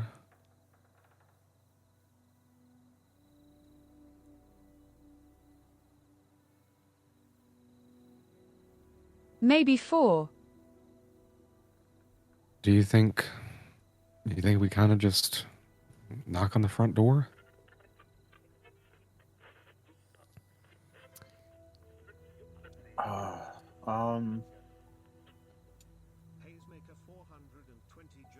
Thank you, Hazemaker, for the resub. I appreciate that. I will take the window agent. Huh, so she wants you to take the first door. Take the first step. Wow, okay. Well, I think that's fine. I mean, I don't know, because you never know with people, but, you know, if we just take it slow and not come into it showing that we're, like, hostile, maybe they might see that as a sign of, like, oh, well, these guys seem to be harmless to an extent, so. Maybe. We ran into some of them before. They might be here. I'm not sure. But we'll see. Jim could take the back too. Okay. Do you want to make it seem like we're hiding around and being stinky? And that I don't know. I would say we just go at it as if we're just here wandering about, looking around. Yeah, I mean, I think at the very least, maybe we should put Maybe some only cards on me the be table. sneaky. Yeah, I don't want them to get wise and think that we're trying to pull one over on them. Yeah. All right, Jim. You ready? I am. All right, I guess. Let's try it. And I'll look around and I'll yell out, "Hello? Anyone in here?" They're just outside the diner. And after you make that call, you hear some shuffling inside. And out the door comes a cultist. He walks up, sees you, and goes, "Ah, you finally arrived. We've been waiting all day for you. Thank goodness you're here. You've come to Yes. chat." We've met before? "No. Have you met me before?" I wasn't sure. No offense, but a lot of you guys dress the same. It was kind of hard to tell a few of you apart. Well, I welcome you here, as do we all. You know where you are, do you not? Not quite. I mean, I've met a couple of you guys before, but I don't know exactly where we are. No. Well, you're at the great repository of the orb, of course, and we are here to help you in any way that we can. Would you like to come in, have a drink, or some food, maybe? These great meeting halls here were once even greater meeting halls of the past. We've been told that this is a great place to meet new peoples. And once again, the orb has proven true. You are here. Come. Wait. The orb's here? The orb is here. Of course the orb is here. The orb is here. And Okay. you can bring your friend as well, the other one, the one that isn't supposed to be known about. There's supposed to be 4 of you, but I only see 2. No matter. You can bring your friends if you wish. Bring them in. See the orb. And as you walk in, you see, pardon me 1 second. I'll actually go ahead and read. So this Drumlin Diner, visible for miles away, though time and scavengers have eaten away most of the branding, this particular one has been picked clean, abandoned, and then reoccupied. These diners would usually be claimed by settlers looking to use the sound structure as a foundation for a new building. But the Wasteland is unpredictable, and instead of settlers here, you find a small religious community that calls the diner home, styling themselves the followers of the orb. They've covered the walls with religious iconography and sleep on the diner floor. Around, Mac, you would pick up on this very quickly, you see a small shrine erected on the countertop.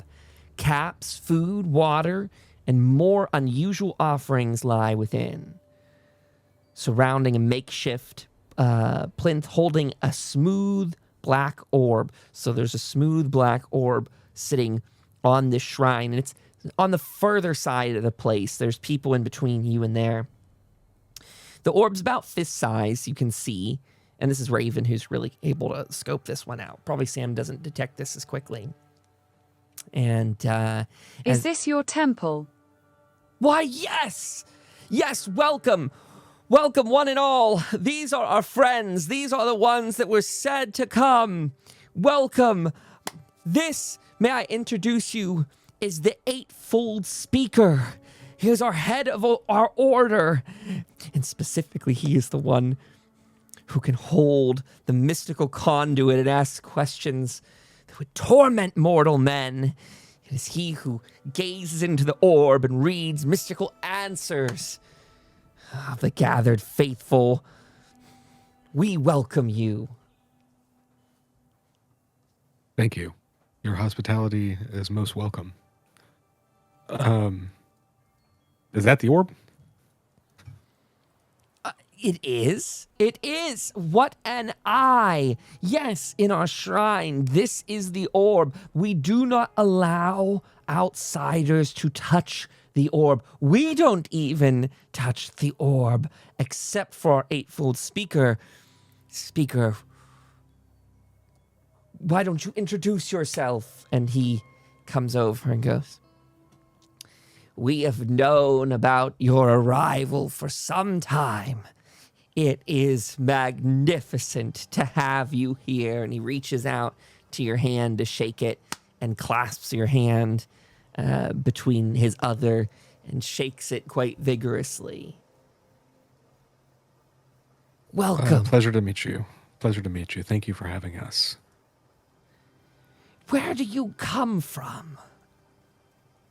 We come from a small little town to the north of here. Northeast. Across the river. Oh, how wonderful.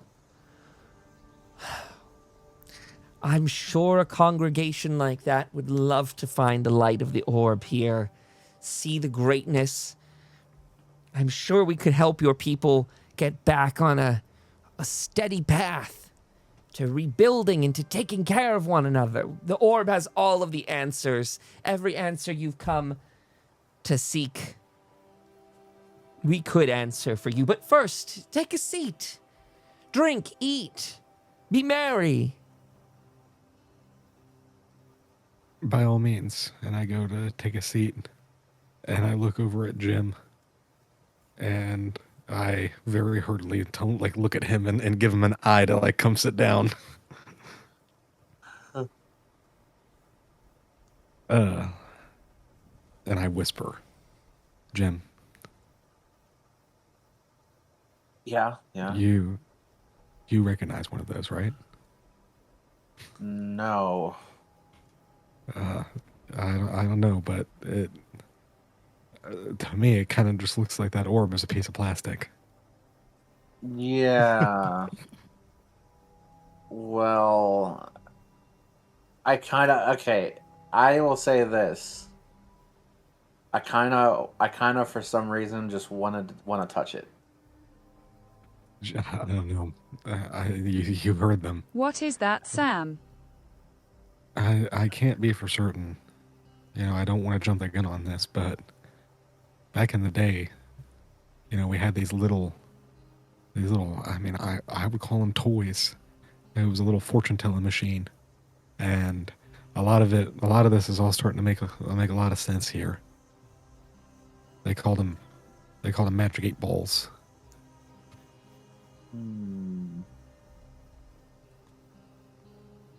The speaker of the Eightfold Path What? comes over. How are you settling in? Is everything to your liking? Oh, it's amazing. Thank you so much. Again, you know, I told your gentleman who let us in before that your hospitality is most welcome. You know, we did come all this way. We've been dying. We've heard stories, you know, almost like a pilgrimage here to hear about this orb. I don't know what to ask, but could we see a demonstration of sorts? Well, typically, people ask questions of the orb, and we pray upon its greatness, and then in ritual I ask, and it answers. You have no questions for the orb. You've traveled this far, but you know not what to ask? Are we?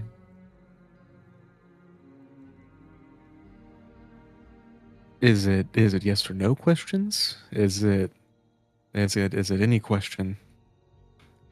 Well, any question would do, but the orb does take a liking to yes or no questions. I find those to be some of the most straightforward answers. Is there a goat around? Excuse me? Goats? You would like that as your question? A goat?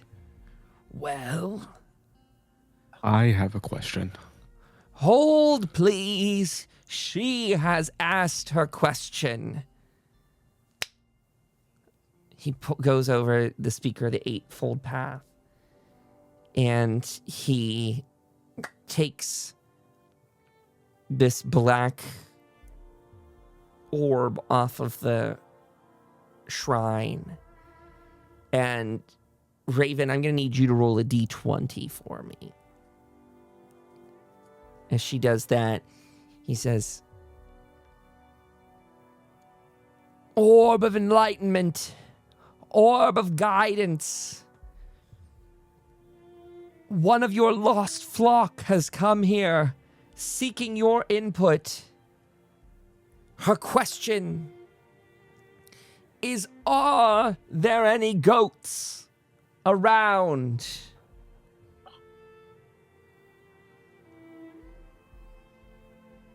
And a moment later, he turns around and says, I'm sorry to inform you, but its answer is no.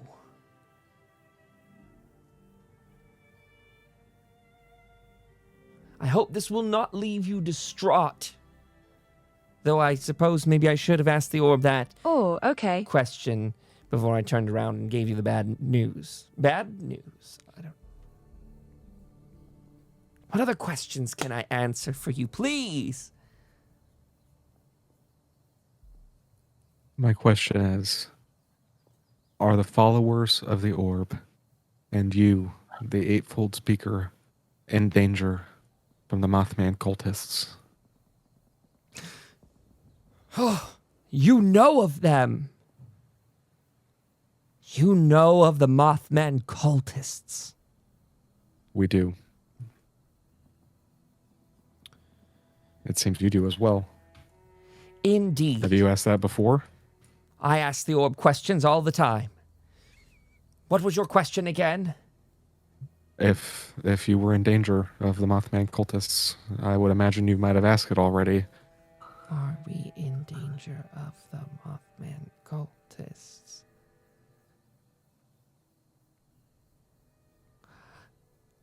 Well, you see, one of the problems we often get when conferring with the orb for this question in particular is the same answer I was given now upon my communion. It said I need to ask again later.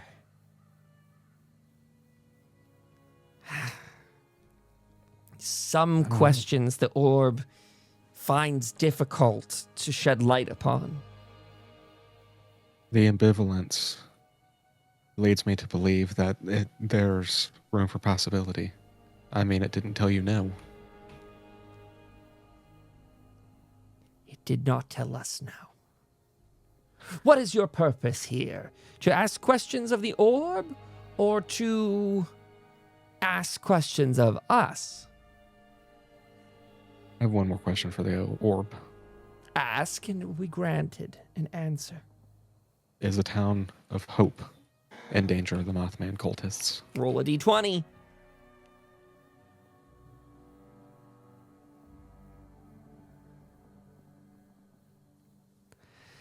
As I mentioned, when asking about the Mothman in danger, the orb yet again says to ask it later. Now, I kind of stand up. Being that both of our futures are, up in the air, so much so that the orb can't even give you a clear answer, I would say that we have common interests in mind. Common in what way? Protection of the people. Protection of the orb, in your case. Protection of the orb. Well, we are welcoming people. However, you may, on your travel from your town, have seen that we are capable of defending ourselves. Those Mothman cultists we killed were thanks to the enlightenment of the orb. It told us where to go, when to go, and how many to expect, just as it told us that there would be 4 of you here today. 1, 2, 3. 3 of you here today. Well, not to, question the almighty orb, but it seems that misled because, all the cards on the table, we're all here. You didn't happen to travel with anyone or anything today that would be a 4th person? The orb is rarely wrong. He's long gone. He? We dropped someone off hours ago, but other than that, it's just us 3. The orb knew. The orb knew. And everyone, they all start looking around at each other. They're like, the orb knew. The orb knew. See, the orb knew there were 4 of you. One of your people must have gotten lost and distracted in their travel. May the orb guide him home so that he is not lost forever in the pale of darkness, though some were doomed to walk that path regardless. Still, we welcome you at our table to break bread with. We can even supply you with some food if you'd like to take it on your travel. Have you ever been this far away from your home, your town, your village, whatever you like to call this place? Does it have a name? If you've told me, I'm sorry I've forgotten. Yes, we do. We come from a town called Hope. Named after the orb's grace, of course. I understand. Many, many intelligent people have thought the same. I'm glad to see you among them. Most definitely. I understand, that you think, I mean, truthfully, you believe, and I understand that you believe that the orb will protect you from these people. I don't know how many came originally. It didn't look like there were that many, but settlements around everywhere, around Appalachia, are being attacked right now. And I would say that's bad for business for everyone. It's not going to be too great to try to gain more followers to the orb if they all end up either part of the Mothman cult or dead. I do think that there could be some benefit from us potentially working together. If this orb works as well as you say, maybe it could give us some introspective on what to do. Of course it can. As I will ask it now, you will see. This man is trying to say that we are in danger of being washed away by the Mothman cultists like a tide. Is it true, Orb, that we will fail to rise to the occasion to stop them? He pauses. And he looks back to you in a very deadpan, sort of emotionless face, and he says, the orb's answer was, better not tell you now, which does not seem exactly comforting in light of the question asked. Don't worry, folks, don't worry. There's a murmur that goes through the place, some hushed, worried voices. I remember the orb has been honest with us this entire time. The orb told us when to kill the cultists. The orb told us to greet them last time on the bridge. Brother Jeremiah, you were there. You saw, and they have returned here. These people need our help. They need our guidance, and they need the orb's wisdom. Let us hear them out and see what offers they may bring to our table. What is your request of us, brave travelers?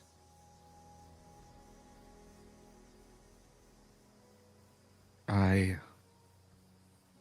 imagine it's something like we're trying to build an army. We know that they know where we are. We have something that they want, and I don't think they will rest until hope is in flames.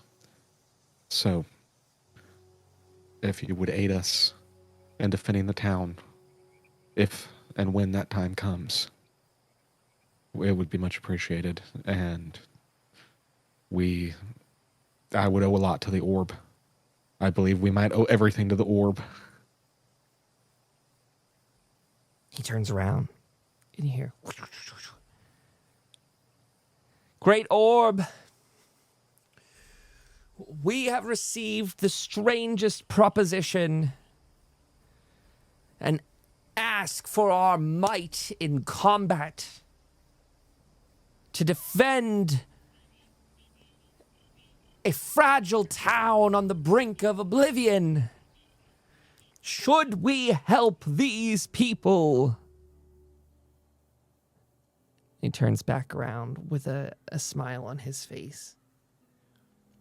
It is a lucky day for you, my friend. And he clasps you on the shoulder and goes, without a doubt. And he holds up the orb above his head. Without a doubt. And all the people start cheering. Without a doubt. Without a doubt. Without a doubt. Calm yourselves, everyone.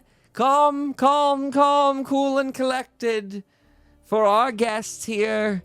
Without a doubt. One more yells. Yes, without a doubt.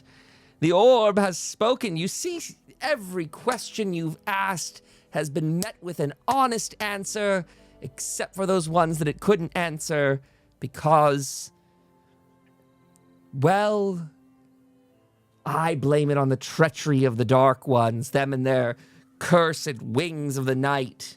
always flapping and fluttering and hiding secrets from our orb.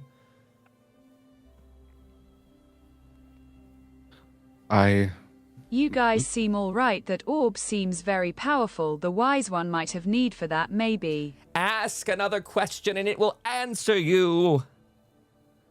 And this one, Jim, you have no questions for the orb? Well, I do, but I was letting you finish your little spiel and giving you the respect you deserve. I can tell honesty when I see it. But I will ask the orb, is he being honest?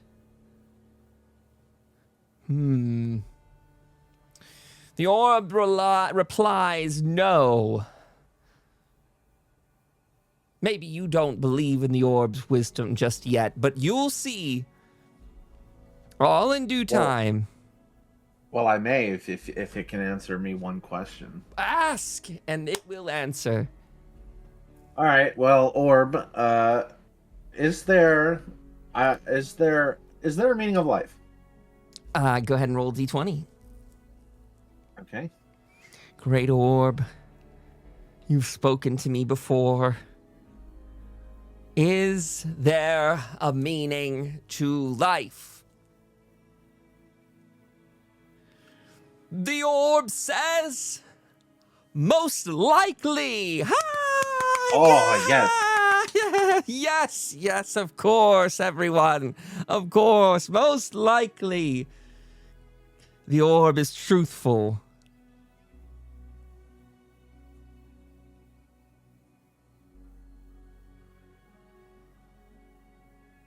Did anyone else... Sam, I'm sorry I got distracted with questions. You had a thought you hadn't completed. Either maybe you've forgotten the comment anyway. It's fine. Everyone has a moment of being unprepared or lost for words in front of the great orb. Oh, I am taken aback. I do want to thank you, for your assistance. I'll reach out and shake his hand. I'm sure that the orb will let you know when the time comes. You want us to come there now? And to live with you? Today, we will pack all of our things. Quickly, members, roll up your sleeping bags. It's time. This is the time. Take apart the shrine. They immediately go to work. They're taking apart all the stuff. What a wonderful time we've stayed here. This is a beautiful place. We will go with you gladly. In fact, everyone start taking your supplies outside and we'll let you have whatever you find left over on the interior. We are going to go and get everything ready. If someone here... New friends Al will love this. Someone here want to roll... Little Mac, there's a loot table here. It takes 10 minutes to loot a perception plus survival test, difficulty 2, to find the number of items equal to the minimum on the table, and you can spend some AP for some extra. Okay. 3 successes. You can put one back in the pool. Go ahead. I just want to say that as they walk out, I say, it might not be a bad idea to have these extra hands to help push over the APC. Well, I thought I'd seen it all, but guys, a little crazy. Sam, what did we do? I don't know. They seem Raven, harmless enough, though. Raven, I'll tell you what we did. We let a plastic ball decide what our fate was.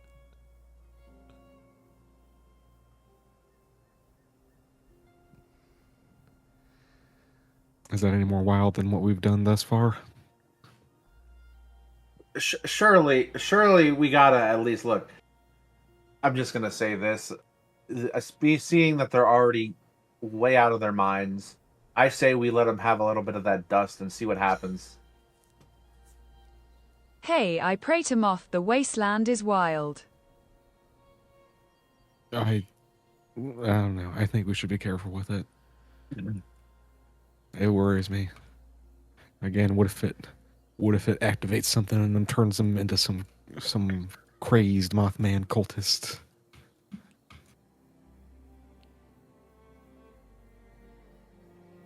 So you're saying Raven is crazed? More of me is fine. I didn't mean that. She's a tribal. She's not a cultist anymore.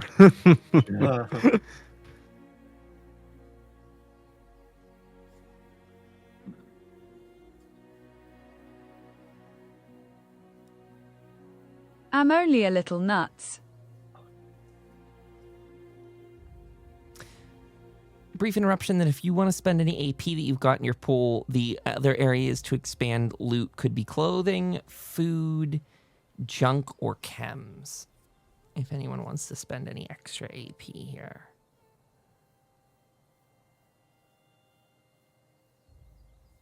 Don't know if anyone does. I personally think I'm okay. It's up to y'all. I'm good. I don't need to. Then I think this is the best place to put a pin in it for tonight.